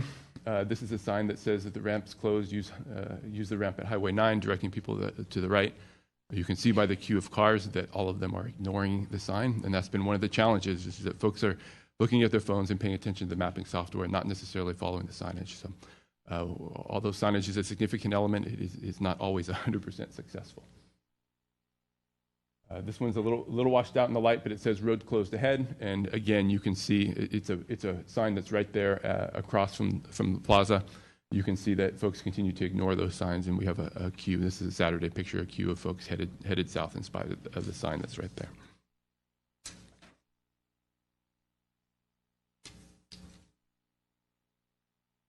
I want to run a quick video for Saturday for you to show you some of the things, and then I'm going to use all of our technology today. So I'm going to switch from PowerPoint to the video, to a video, and then to the overhead.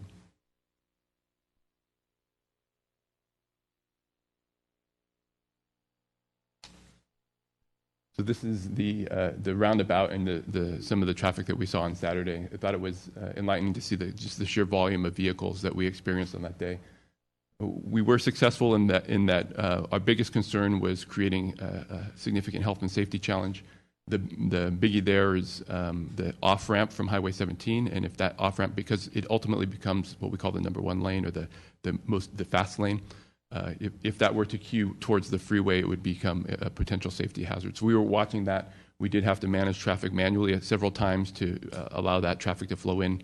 If you're familiar with the traffic circle, the traffic within the circle has the right of way, so the cars entering the circle have to queue, and that can create a bit of a backup.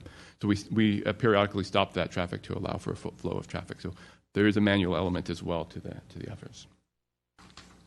I did provide the council and those present with handouts, and I did provide them via email to Councilmember Rennie shortly before the meeting. So you all have that information. I wanted to go through a couple of highlights on this information. I will say that the information we have, this is generally data that we have from data collection over the weekend and 2 counts that we did over the weekend.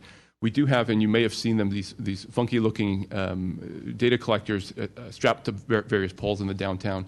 Those are collecting information at the intersections for all movements at the intersection. So we'll know in all kinds of gory detail what's going on at the intersections and be able to report back on that. But in the short time that we had, it was not information we were able to obtain. But we do have tube count information, which is information as cars pass a particular point on the roadways where we have the tube counters, and also some drive time information that our consultant was able to collect for us. And I'll go over that real quick. And I think some of the information is interesting and starts to play off itself a little bit.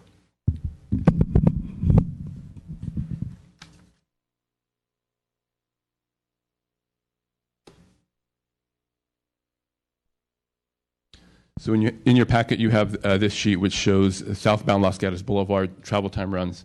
All of your versions are color. On the color versions, the top blue line shows the Saturday traffic run. There's a gray line that's sandwiched in between there, and that shows the weekend before. So not this weekend, but the weekend before, when there was a much lighter traffic level. And then the other blue, the lower blue line, shows the Sunday traffic. So you can see that the traffic that we experienced shows an impact, a more significant impact on the Saturday throughout town, not just in the downtown area. So this is a drive time to summarize from the southbound, the Highway 85 off-ramp at Los Gatos Boulevard, all the way to the Wood Road closure, and the various time checks along the way to show you the time that took. And then on the other side, you have the University Avenue travel time, and this one shows more reflective of the downtown, what happens on that travel time. This has the Saturday, which is the 32-minute time frame, and the Sunday, which is the shorter time frame.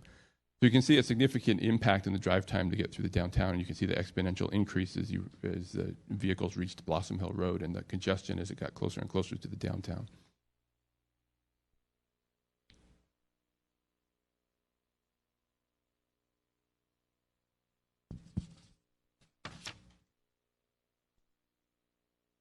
And in a much bigger version, and I'm going to go across this, I'll pull it across so we can see it. And I'm going to orient you a little bit to the information on this page. There's a lot of information. We've collected a significant amount of data in a short period of time. I've circled the points that I really want to talk about, but I've provided you all of the data. And our analysis is very preliminary at this point, so we'll continue to work through these numbers as we collect the information and are able to further understand it. But there's some first impressions that we've seen that we wanted to share with you. So the first sheet, and at the top of the sheet, it identifies the route. So this is Highway 9. The first column is the location. So the top level here is mid-block between Santa Cruz and University Avenue. And then going across each column provides additional information.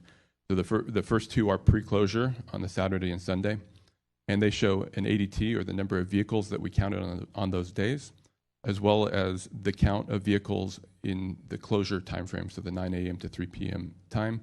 And we also identify a peak hour, so what the hour was in terms of a clock hour. So 11 a.m. on that first column was the peak hour for the day, and that during peak hour for the day for that data collection, and that goes across. So the far two columns to the right show the data on the closure. Some interesting things that we saw on the pre-closure Saturday, you can see the circled number at 5,900 in the closure time frame, was on a day when we did not have a closure, was significantly higher than what we saw on the Saturday of the closure at 4,900. So in spite of not having a closure on the pre-Saturday, the traffic was not as impactful to the downtown. Not quite sure what that tells us. There's some theories that we'll talk about as we get towards the end. You'll also see that on Sunday we had a higher amount of traffic than we did on Saturday, and yet on Sunday the traffic flowed fairly nicely in the downtown. So interesting data and interesting numbers. They aren't necessarily intuitive in how they all align. I'll go through a couple, and then I'll round back around, come back around on what some of the information means.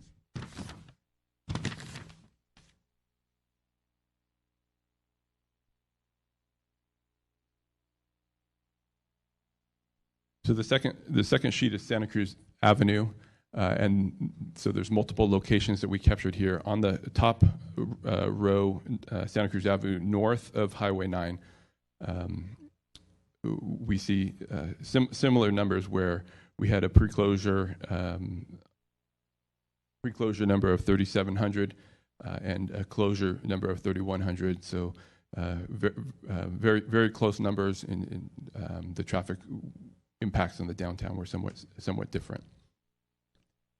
On the area on Santa Cruz Avenue south of Highway 9, so this is immediately entering the downtown area, again with hose counts, there was a significantly higher number on the pre-closure Saturday than we experienced during the closure time frame on the Saturday of this last weekend.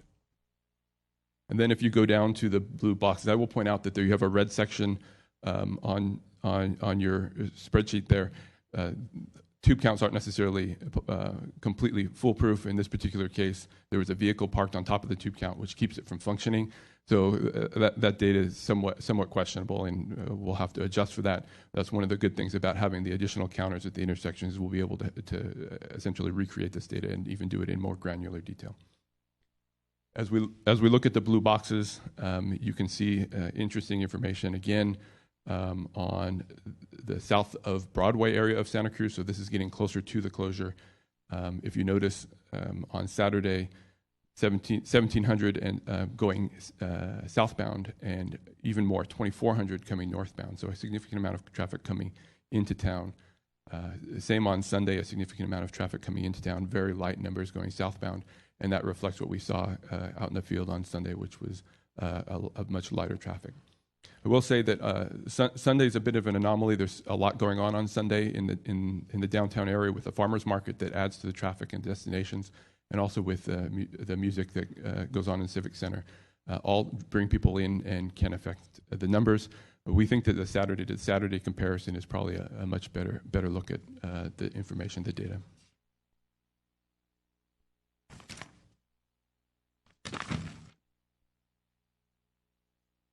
And finally, we have some information on University Avenue. On the pre-closure Saturday and the closure Saturday, we saw significantly lower numbers on University. Again, information that we're going to have to work through. We also saw, interestingly, more vehicles in this particular case on Sunday. It's not a number I circled, but here are the 2,000 numbers. So it appears that even though there was traffic along University, the town was able to handle that and manage it fairly well. So some of the information that we saw out of this, and some of the questions that we've asked ourselves. One of the biggies is, how are our intersections functioning? So the intersections affect the congestion in the downtown significantly, and that the traffic has to flow through an intersection, and the intersections can hold things up.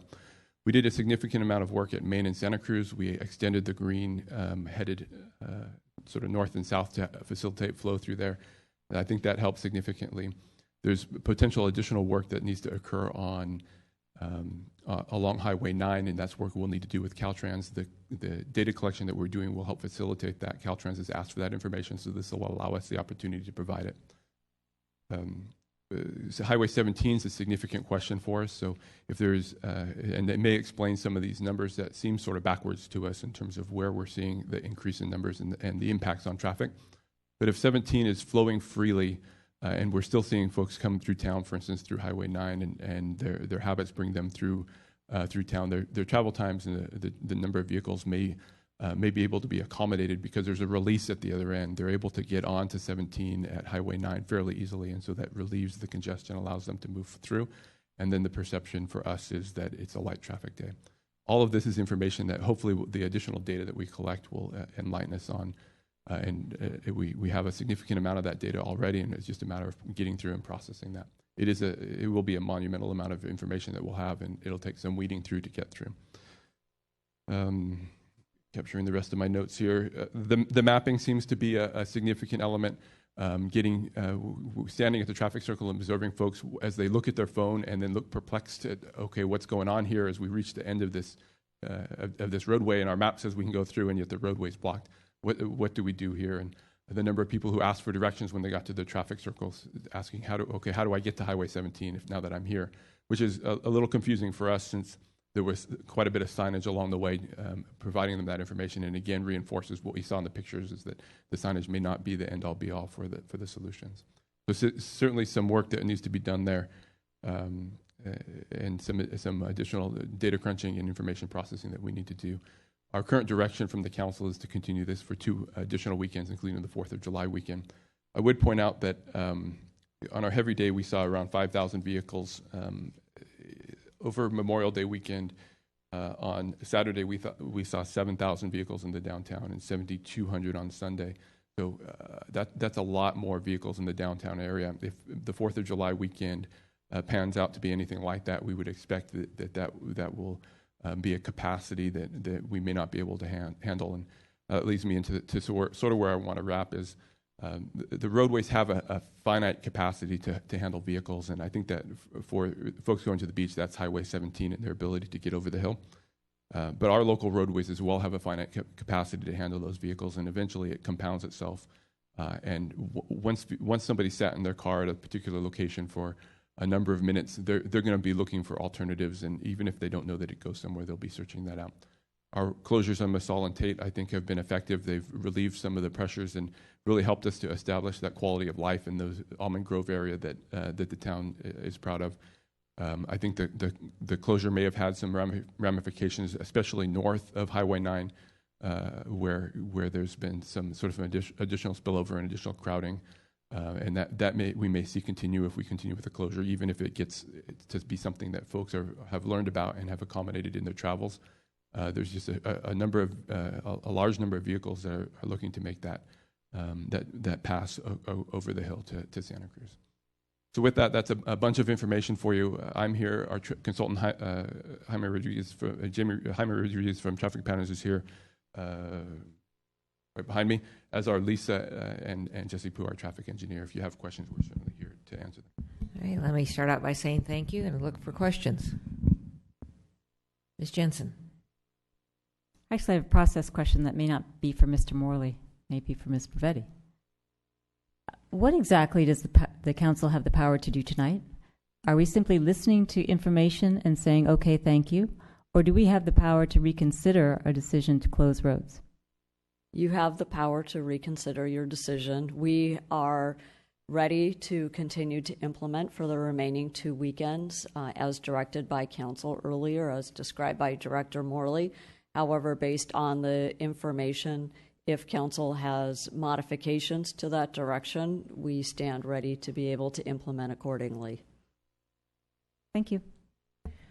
Mr. Rennie. Thank you. That's Mayor Spector. Several questions for Director Morley.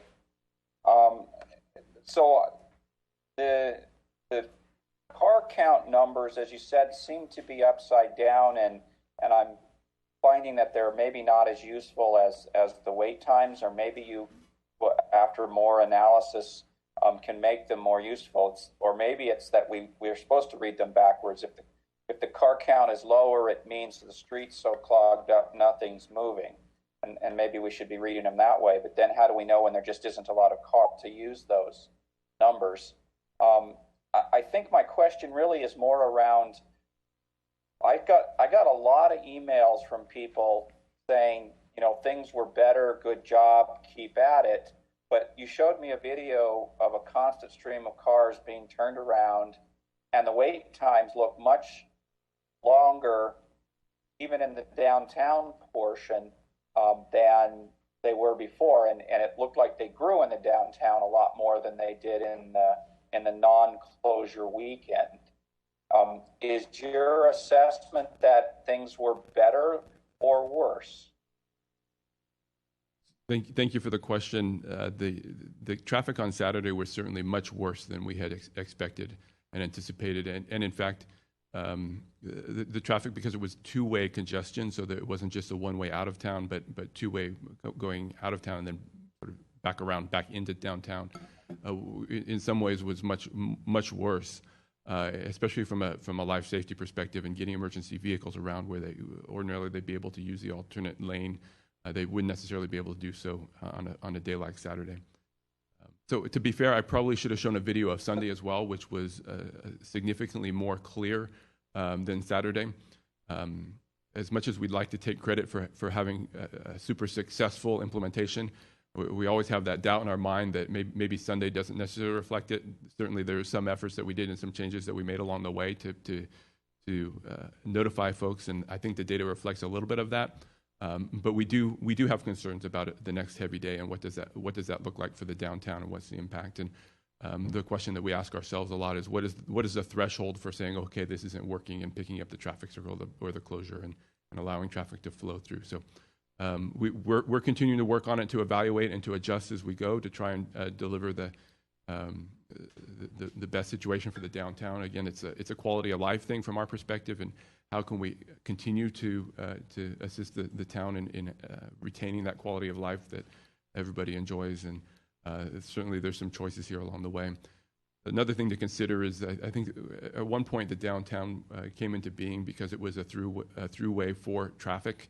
And we need to be cognizant of what the businesses need in terms of having folks come through town and fully cutting them off, and what ramifications of a closure might be over the long term. We also have some considerations with our partners, for instance, Caltrans, on ensuring that we're working with them. Caltrans was out working with us alongside of us all weekend, so there was a representative doing their observations. They've been exceptionally supportive to this point of our work, and so I'd like to acknowledge them for that. Mr. Rennie, further questions? So a follow-on question.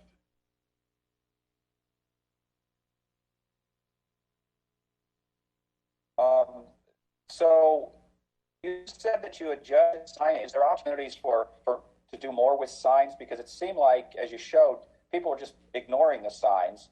Will it just take another weekend for them to learn not to ignore the signs? Or is there something more you think you can do? And then related to that, was there a sign on Ridgecrest? It seemed like a lot of cars, somebody had said there was an email, there was a lot of cars going down Broadway and turning.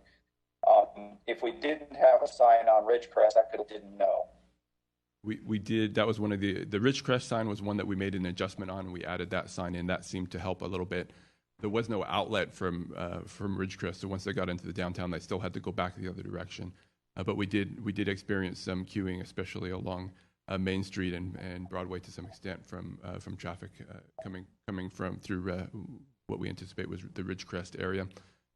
We don't stop sort of doing the adjustments and the modifying and the learning. So there's some adjustments we'll do in terms of signage and language and trying to get the information out to redirect folks. So we'll continue to do that through the next 2 weekends. Further questions? And one more question if I could. Do you feel, so I was sort of expecting downtown to get better. It didn't. And I was expecting north of Route 9 to be worse. Do you feel like you have adequate ways if we've made the north part of town worse, or how much worse? And I guess I mean more than just south of 9, a little bit further beyond that. Do you feel like you're adequately monitoring what we're doing to the north end of town or central end of town? So you had referenced in your previous question the combination of the drive time information as well as the sort of the traffic counts, and I think those the two sources or two types of information combined help to educate us more than one would all by itself. And the reason I wanted you to see the drive time on Los Gatos Boulevard was to demonstrate that there is a potential increase in vehicle impact outside of the downtown as we're forcing people from entering the downtown. I think it's like water filling a cup full of holes. It's gonna find a hole to make its way out of, and if we plug the ones on the downtown side, it's going to spill over into other areas. Mr. Rennie? Okay, thank you. I see no other questions of staff, so thank you. And I do have some cards. If anyone wants to address us, please submit a card. Start with, looks like Kevin or Kevin Fellini.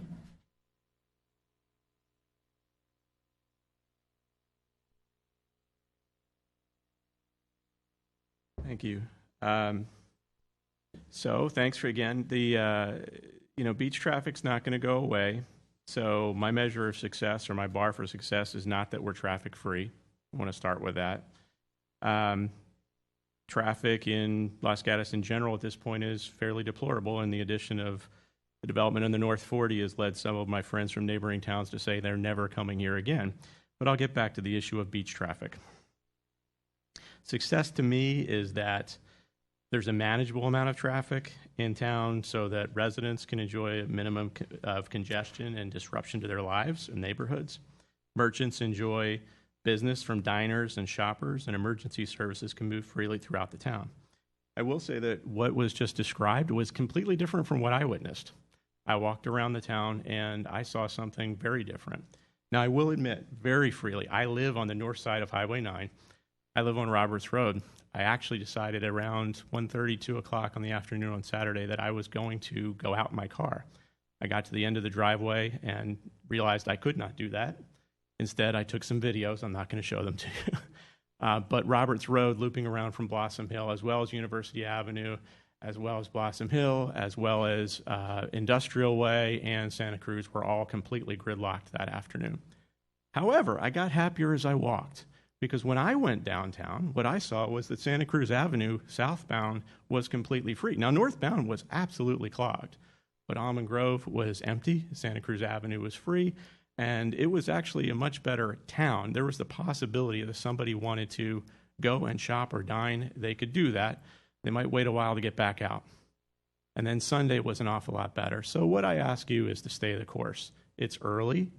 Obviously, the backups did push into the north side of Highway 9, and that's a challenge. I'm willing to accept that because I think we're on the right track. If we go a couple more weekends and things don't get better, okay, so be it. But I ask you to fight them on their way to the beaches.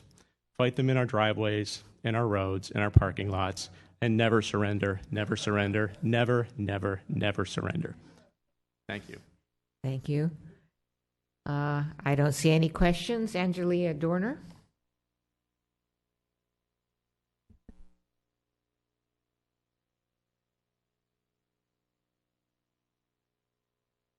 Got an answer for everybody, I think. Angelia Dorner, proud resident of the Almond Grove. First thing I thought of on Saturday, especially with getting feedback from people coming in from north of town, was the 1970s song. Signs, everywhere there's signs, blocking out the scenery, breaking up my mind.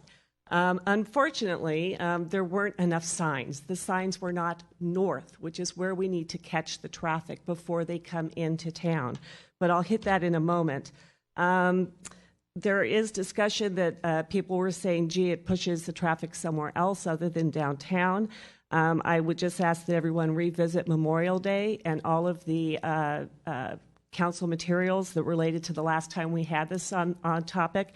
Every artery in town was impacted on Memorial Day to the same degree.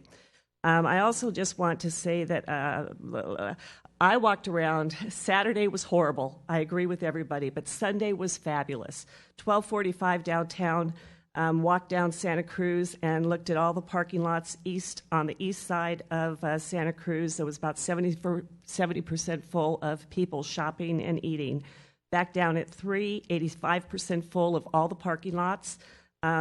Music of the park was great, et cetera. But the thing that I want to talk about most is the health and safety aspect. I listened to the police dispatch on all days, Saturday, Sunday, and Monday on Memorial Day weekend. I also listened to the police dispatch all day on Saturday and Sunday of this weekend. Memorial Day weekend, without this closure, residents spraying cars with hoses, the people getting sprayed wanting to file charges, calling the police, 10-year-old kid on a bicycle being hit at Tate and Bean, cars trying to hopscotch other cars, throwing things at other windshields of other drivers, SUV halfway down the embankment on Ridgecrest because they tried to do a U-turn, emergency vehicles in video that was provided to you going down the opposite side of the streets on Los Gatos Boulevard, constant horns. Saturday of this week, right during the time when this time thing was done, one semi-truck full of dirt refused to turn around at that circle downtown. Right at this time frame, it took about 35 minutes for the police officer to get there and to give approval for that truck to go through the blockade. So that blocked up everything. Nobody was allowed to move because he had that whole circle area basically closed up for 35 or 40 minutes right during this time frame. There really were no other police calls over Saturday, at least until 3 o'clock on Sunday, relating to unusual traffic. There were police calls, but they weren't anything at all relating to congestion or fights or altercations or anything like that. So please just think about that, and signs, please, everywhere signs. Thank you. No questions. Ellis, Weaker or Wheeler?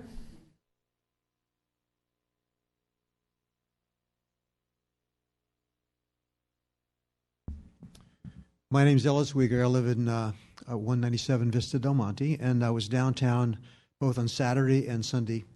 And I would ask for everyone's patience. I think this is a very good strategy. I think you have to give it some time to play out. You only hadn't done it for 2 days. Saturday was a mess. I was down by the circle watching things, And I was very pleased to see that the personnel you've hired were very polite, and they helped people. I gave them guidance as to how to turn around. But the fact was, most of these people aren't looking at signs. In fact, I was watching someone who was kind of like this, driving past a sign. He was looking at his iPhone, trying to figure out why Waze had failed him. It's always been good in the past. Why now is it failing me? So I think you have to understand people's habits. Sunday was an amazing day. Not only was the weather cooperative, but so was the beach traffic, because it wasn't downtown. It was great. I don't know about these numbers. I cannot understand how what I saw and what I took pictures of is so different from the data that you distributed. Something is not right, and I don't know what it is, but I took pictures and I posted them of empty streets. North Santa Cruz, south, just before the circle that you had people turning around.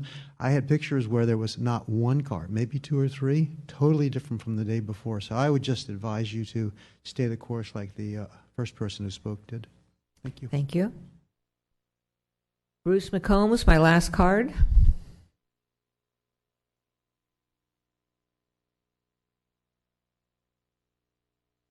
Bruce McCombs, 16160 Kennedy Road in Los Gatos. I just wanted to take a minute to thank Matt Morley for the effort that he's putting out. Traffic is driving us nuts. But Saturday looked pretty bleak.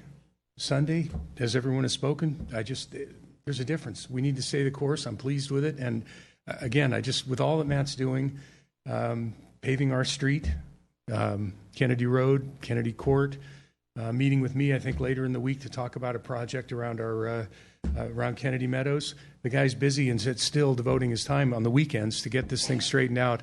And I'm grateful. I'm grateful to everybody. I think we're making progress. Sunday looked like a different town, and I'm grateful. Thank you. Thank you. Ed Rathman. Good evening. My name's Ed Rathman. I guess we can all agree that Saturday was a disaster, but my question is why? Why was Saturday good? And why was Saturday bad and Sunday less traffic? I think we got to answer that question. I'm the managing partner of Willow Street and Main Street Burgers, and our business Saturday was off by 50%. And we need to understand why that was. Sunday was probably off by 25%. Sunday, actually, I was downtown both days. Sunday felt much more like empty. It felt, there was such a contrast between Saturday and Sunday. I really don't understand what was going on. And before we, make any final decisions, we got to figure that out. Because what happened Saturday was just, it was just a mess, a disaster to business. The point was made by that, for 100 years, Santa Cruz Avenue has been a flow street, onto the road to Santa Cruz. And to change something like that, we better be absolutely certain we know what we're doing before we mess with something like that. The unintended consequences could be gigantic. And I'm not even sure 3 weekends of study is enough. So we need to really be careful. Thank you. Thank you. Mr. Leonardis. Thank you, Mayor Spector. Mr. Rathman, what proximity to your restaurants was this traffic circle? How close was it? Probably 100 yards. Do you feel like it may have provided like a psychological barrier to people? They were more focused on just getting in the circle and turning around than actually trying to park and stop at your restaurant, or? I'm not sure. I really don't know. The traffic getting into downtown was backed up to at least Knowles on Winchester. It was so impacted. It was on Saturday. It was just amazing. Sunday, it was easy to get downtown. All right, thank you. Thank you. Last card. Patricia Ernstrom.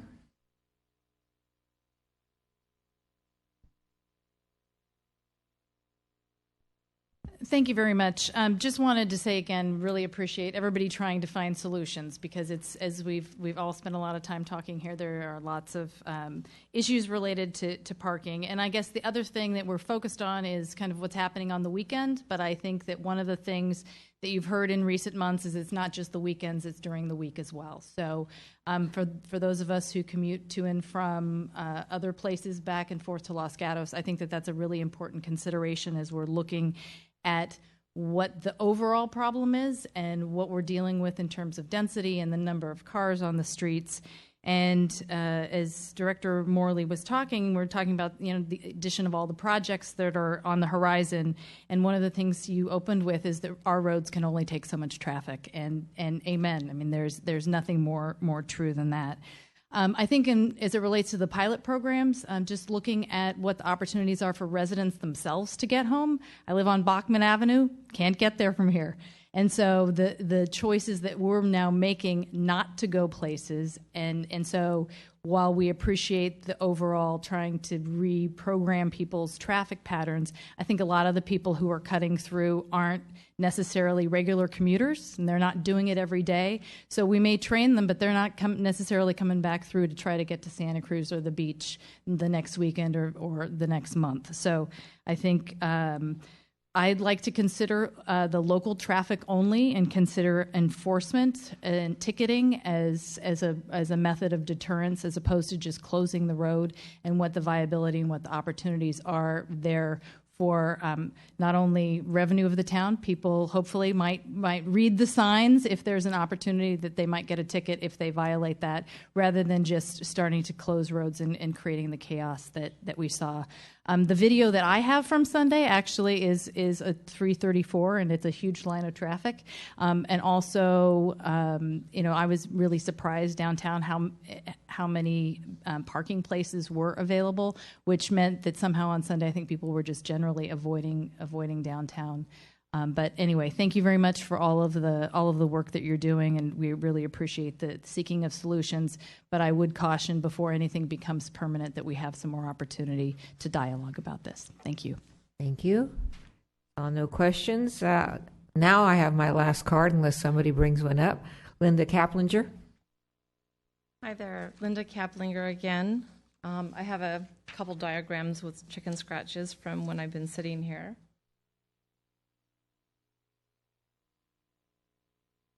I just put some numbers together really quickly. We live at 243 Jones Road, which is up on College Hill, but we also have a house at 326 University. Both houses are in the downtown area, so both of them are really impacted. Up on College Hill, we have really one way in and out, which is going up College or coming back down Pageant, but it all funnels into one area. This is the data for University, though. But if you see on Saturday, going southbound, we had a 38% drop in cars going southbound heading towards the turnaround. And on Sunday, we had a 17% drop week over week with the closure. So it seems successful going southbound heading towards Santa Cruz. On Sunday, or Saturday, week over week, coming northbound, we had a 6% drop. Not that much, but the data on the lower part is really dependent on the upper part. If there's a turnaround on the test weekends, not on the control weekend, that data is going to be affected, right? Because people are turning around and coming back through. So I wouldn't really expect to see a huge amount of change on the northbound, especially when we're funneling people back this way. So we think it's a huge success on University Avenue. Let me show you one other set of. And this is to Angelia's point, that we didn't have enough signs out. We were discussing and feel that if we could actually keep people from getting off at Lark, that would be instrumental in keeping people from impacting not only the downtown area, but the area between Highway 9 and Lark. So putting in signs at the 85 Los Gatos Boulevard exit, possibly something up at the north part on Camden as they're getting on 17, and also at Winchester and 85. Those three key areas could really help keep people from getting off of 17 at Lark and then building all the congestion up. Another thing that we'd like to ask is that there's no interruption, that we continue on through to Labor Day. I think that you guys are going on recess till the first week of August, is that right? And so if we stop this the weekend after July 4th, there's going to be this period where we can't, as far as I understand, can't reach out to you to have this turned back on if we do find that it's being successful. And the last thing, and I realize I'm out of time, is that we feel that 3 o'clock really isn't enough. I made multiple ventures out on Saturday and Sunday, and at 3 o'clock going over Maine, Highway 17 is completely packed. I would suggest keeping the blockage up till 4 or even 5 o'clock if possible. Thank you.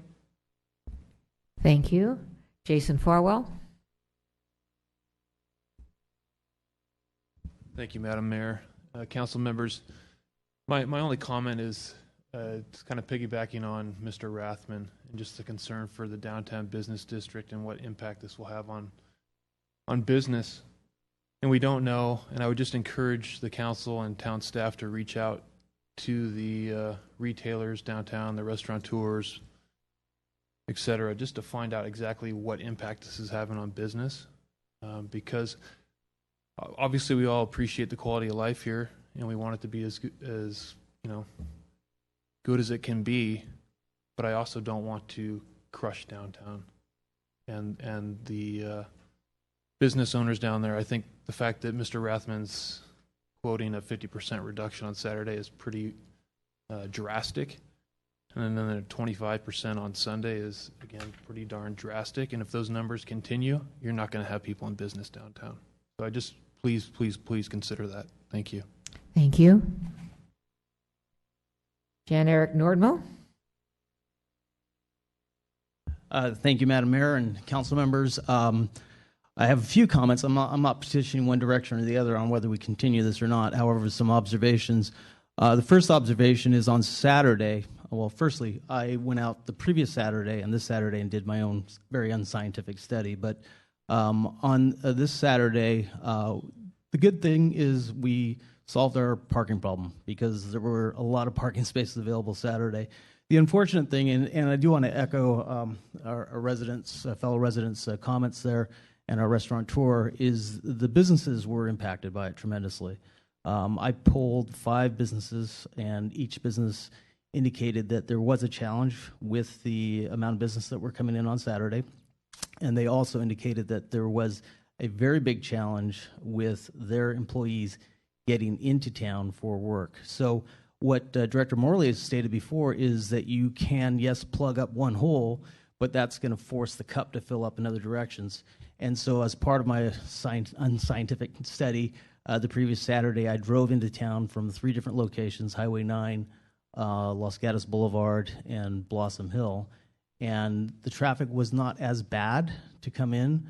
On last Saturday, it definitely was far worse. So there is an effect on one side where you impact another. So there is going to be some challenges there, and I hope that we're cognitive of all of that.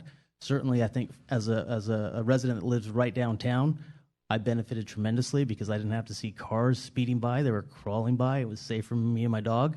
But there were challenges for other parts of the community. So I hope we take a holistic approach to this and that we also consider the folks that are in the north part of town and central part of town. Thank you. Thank you. I have no other cards. Seeing no one coming forward, I'm closing the public testimony portion of this matter and look to the council for comments, questions. Yes, Ms. Sayak. Thank you.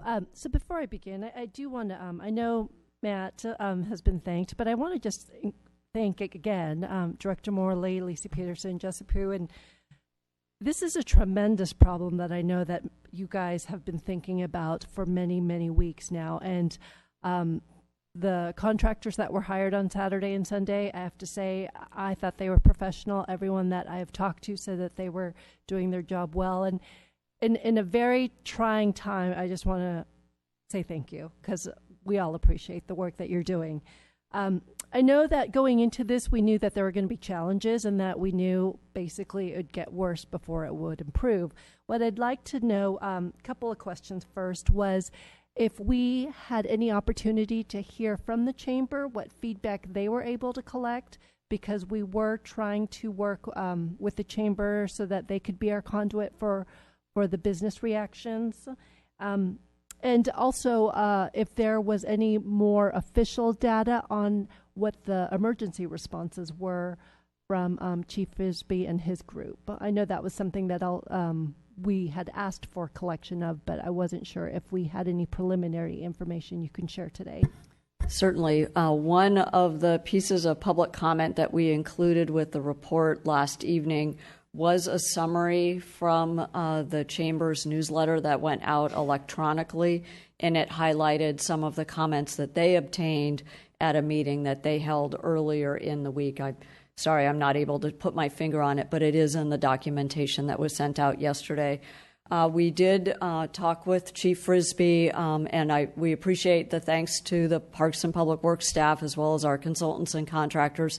Thanks also needs to go to our officers who are on the ground responding as needed in the field over the weekend. The dispatch data did not indicate any serious concern, so it appears that public safety was able to do its job over the weekend. Further questions? Well, let me jump in with comments and observations. First of all, Mr. Morley and company and contractor, thank you very much. When you're sitting up here, you get all of us get a lot of emails, and when people are stuck in traffic on Saturday, you really get a lot of emails. But having said that, there were two observations I could make, and one is that consistent with Mr. Morley's statistics, the situation was better on Sunday than it was on Saturday. And after you deal with a lifelong of challenges and difficulties, you realize that there is rarely, if ever, a slam dunk solution that I go through life thinking, am I trending up or am I trending down? Well, with our work over the weekend or your work over the weekend, we are trending up in my observation. The other thing that we get up here is, have you been in town this past weekend? Well, the answer is yes. We were on Highway 9, Highway 17 South, Highway 17 North, getting off at your traffic circle, checking out the traffic circle, and then, seeing what the traffic was like. Saturday on Santa Cruz Avenue, my observation, there was a lot of places to park and not much going on. Then let's go to Sunday. Sunday, the signage was better, and everything was moving much better.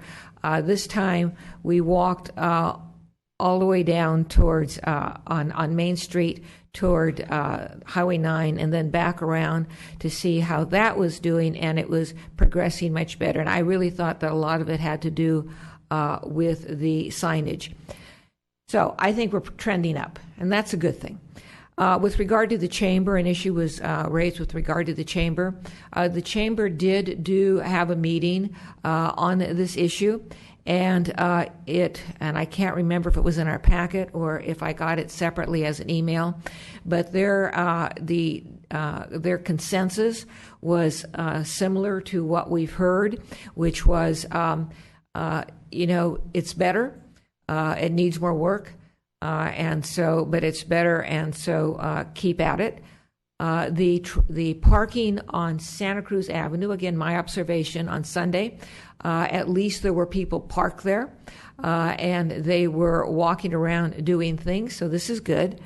And that's all I have right now. Ms. Jensen.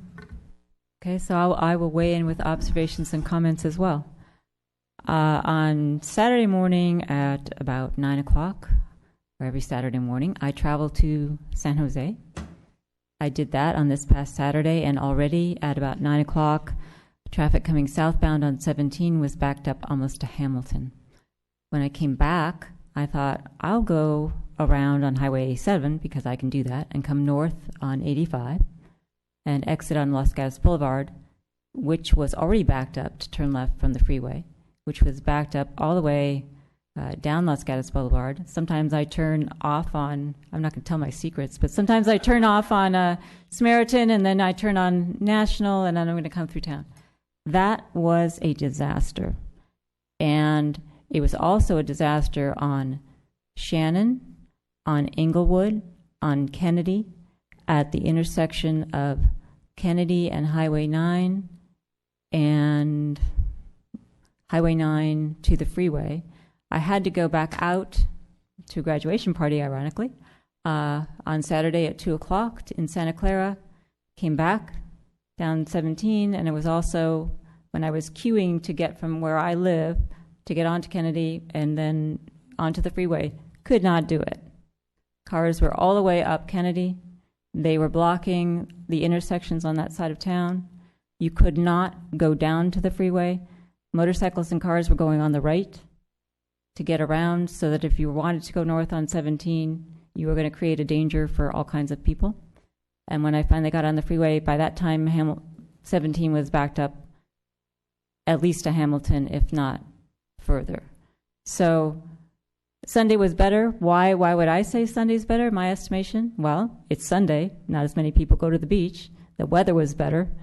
It wasn't as hot, so why not stick around? So I would attribute it to that, not our actions. So while I was observing this, I have to say that I was reconsidering my vote to do the pilot program and Los Gatos' role as part of a greater community. The traffic is a regional issue. When we take an action in Los Gatos, it affected the freeways all the way up and down. And I had to wonder, well, what would I think if I went to Santa Clara and they'd closed it down because they didn't want my car there and I needed to go to the graduation party? Would I think that was fair? Would I think it was reasonable? Would I think that they were contributing to a regional traffic solution or a regional traffic problem? And I would hope that we in Los Gatos would want to be part of a regional solution, that we don't want to be the city that thinks it, or the town that thinks it's an island. And we got information from our town lawyer that he gave us a case. I'm a lawyer, so sorry. And there's a 1991 Court of Appeals case that basically says, well, I'll even say it. Can a local authority implement the circulation element of its general plan by closing a regional roadway in order to prevent the local inconveniences created by large volumes of through traffic through the local authority's jurisdiction? We answer both these questions in the negative, i.e. no. So there is a court case out there that says that we do have to be part of a greater community and a regional solution. And I would hope that we would take the opportunity to reconsider our decision and understand that when we block, like Director Morley said, when we put a dam one place, that water's going to go all over every place else. And we need to actually say to ourselves that we need to be part of the solution and creating regional solutions. And I'll just add, a very smart person that I know who happens to have a lot of expertise in this area says that information technology is here to stay.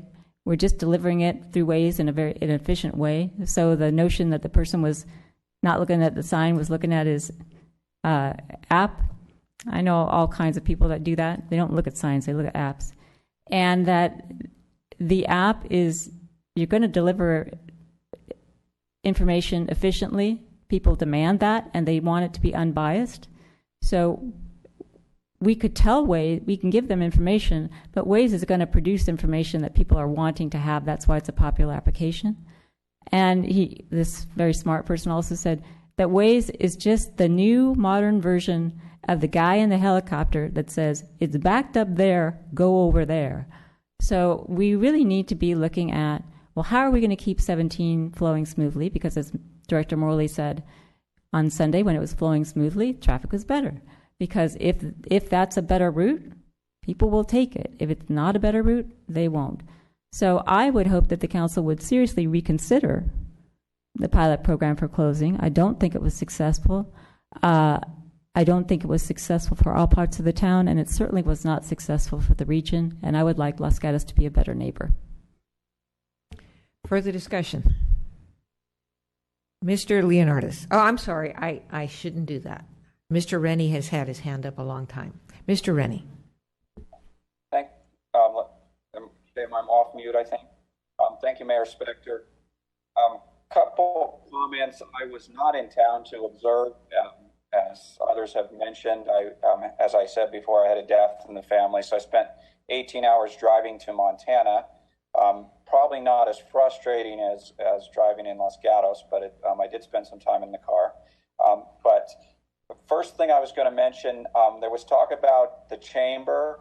The chamber's planning a discussion session at 8:30 on July 19th. That's Tuesday, after all the pilots.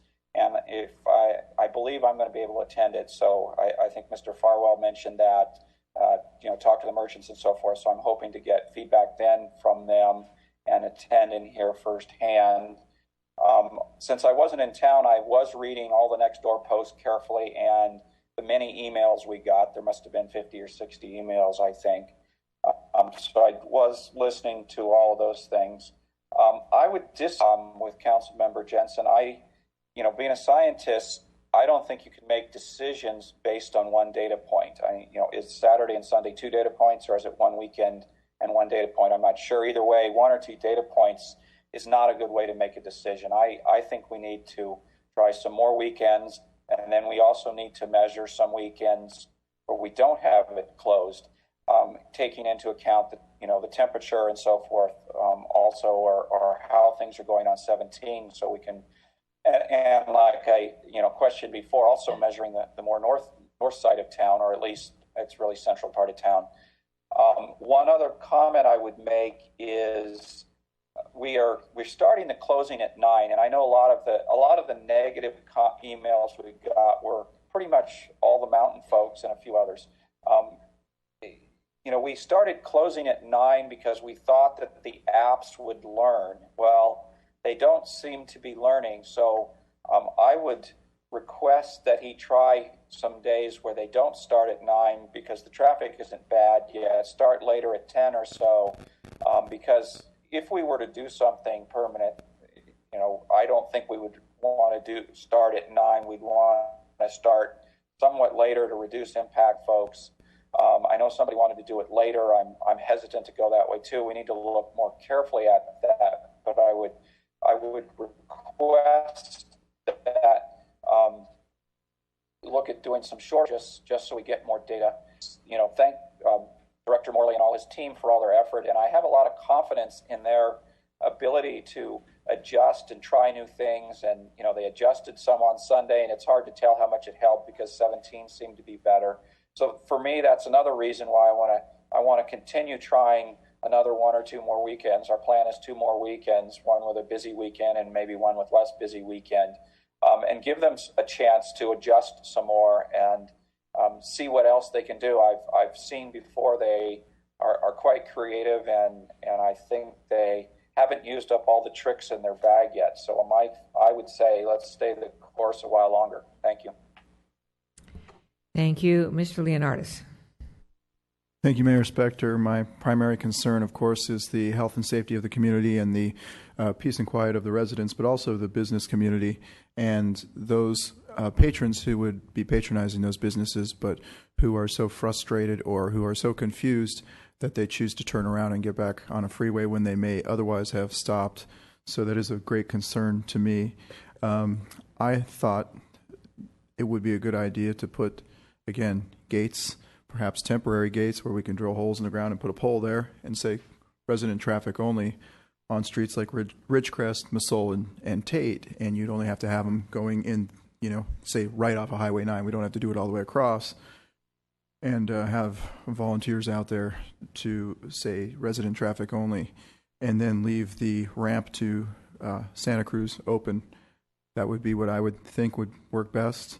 Again, here we are trying to outsmart people and outsmart apps and outsmart all kinds of companies like Google and Apple and Waze and whatever else. But the reality is it's kind of like every man for himself. It's kind of a free-for-all out there. We're getting overrun by traffic. And all we can do is block the flow from coming through certain areas. But we don't want to block the flow going through the areas that are important, like the business community. And I didn't see much value in having them go all the way up North Santa Cruz, sit in traffic, and then turn all the way around and go through traffic all the way back.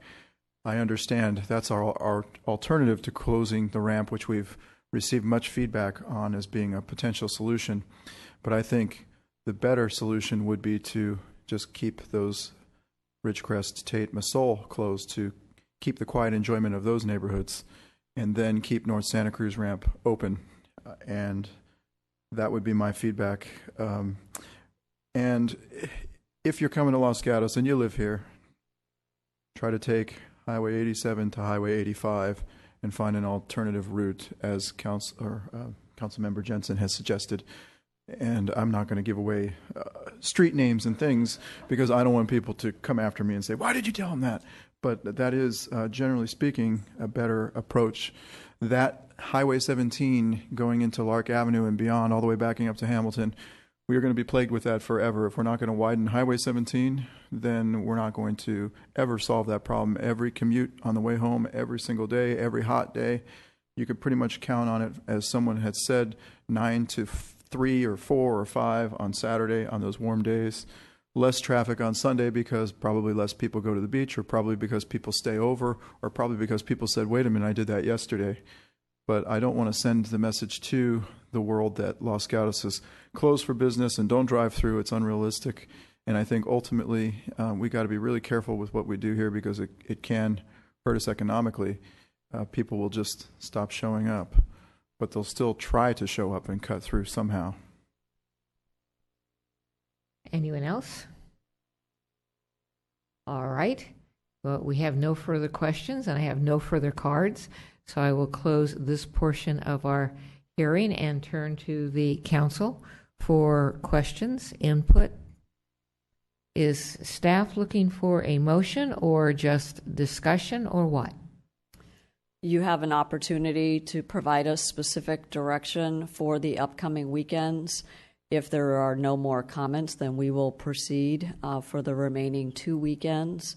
As has been advised by our town attorney, this is a temporary partial closure for just these 3 weekends. On August 2nd, we have the opportunity to continue our discussion and determine next steps at that time. Thank you. Ms. Jensen.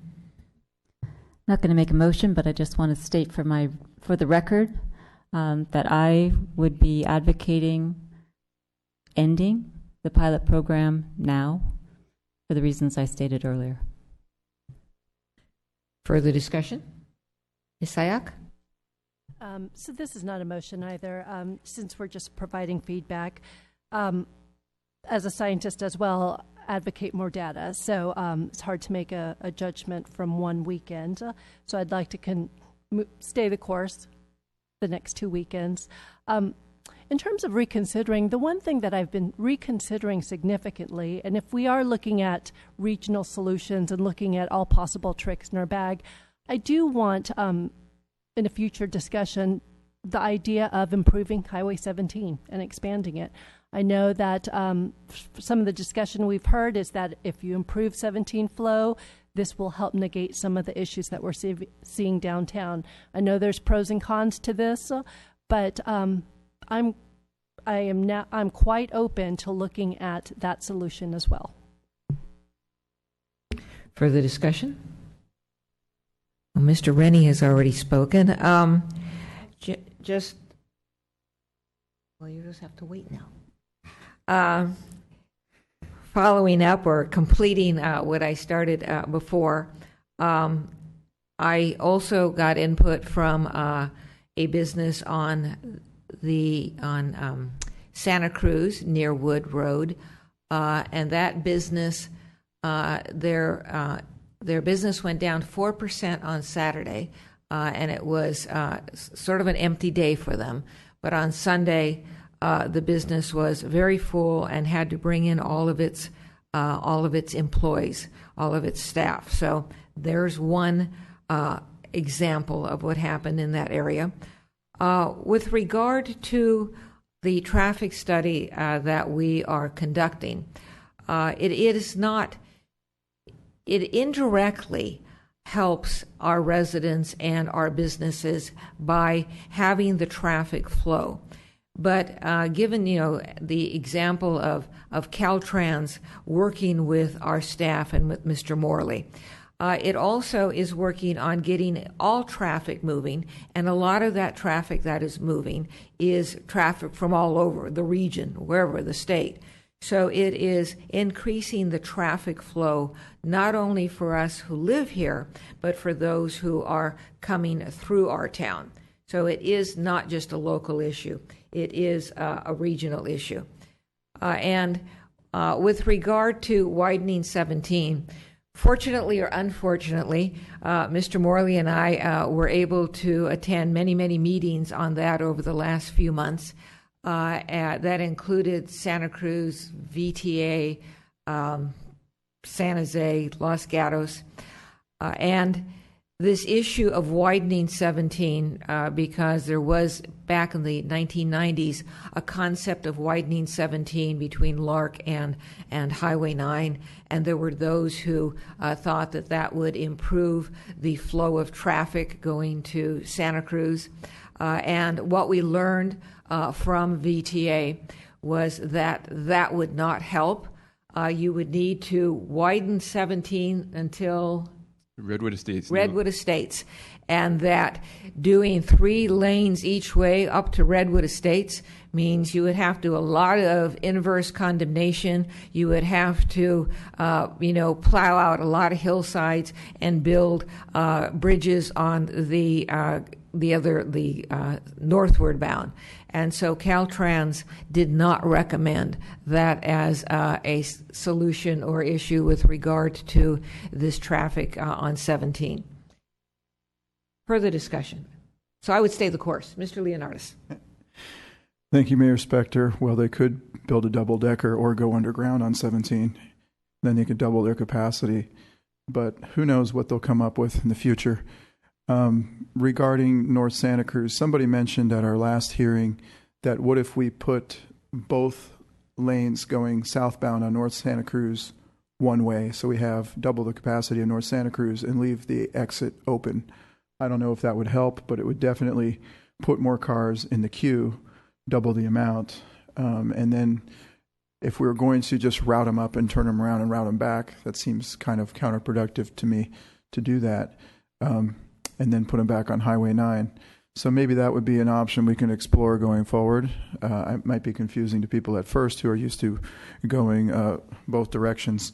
But I think with the parking lots and then with perhaps University Avenue, the folks, well, the way the traffic works, it's all headed southbound 17 in the morning, so we can do it in the morning and then change it in the afternoon. And it doesn't seem to be as bad in the afternoon coming back because people come back at different times. So that might be one thing if we are going to continue some kind of traffic studies to try to implement more throughput on North Santa Cruz. When it comes to spending, somebody mentioned, one of the speakers mentioned it took 35 minutes for the PD to come and remove that truck. I would hope that the consultant would have the authority to make a judgment call next time, so the PD doesn't have to make their way over there to make that decision, because that probably blocked a lot of people. So whatever we go forward with, I'm hoping that if we run into a situation like that, that somebody can make a judgment call from whoever's standing out there in the circle. You had staff on site both days. I happened to have been there when that truck was there. PD was there in roughly 5 minutes. 5 minutes? I made the phone call. Nice thing is we had, obviously cell phone connection, so it was a nice quick phone call, and PD was close by. Okay. So anyway, I hope that there will be somebody there to just say, go, let that person through. And other than that, again, I'm not really a supporter of closing the ramp on North Santa Cruz at this time anymore, because I feel like the real issue is letting people go to the businesses, letting them continue on. Don't direct the traffic back down Highway 9, which one of the speakers mentioned overflows off of Roberts and University and those places, and then keeping the traffic off of Tate, Masole, and whatever, Ridgecrest. Those would be my goals moving forward. Further discussion? I see no further discussion. Ms. Pravetti, do you need anything more? No. Based on the comments that we've heard this evening, thank you very much. We will be continuing with the pilot for the remaining 2 weekends. We fully expect this to be a very busy 4th of July weekend given the hot temperatures, so we appreciate everyone's patience as we continue the pilot and learn as much as we can, gathering data, but it will be congested. So thank you for your patience. Thank you. Hope we're trending up instead of down. All right. Thank you all. And if I can find my gavel, the meeting's adjourned.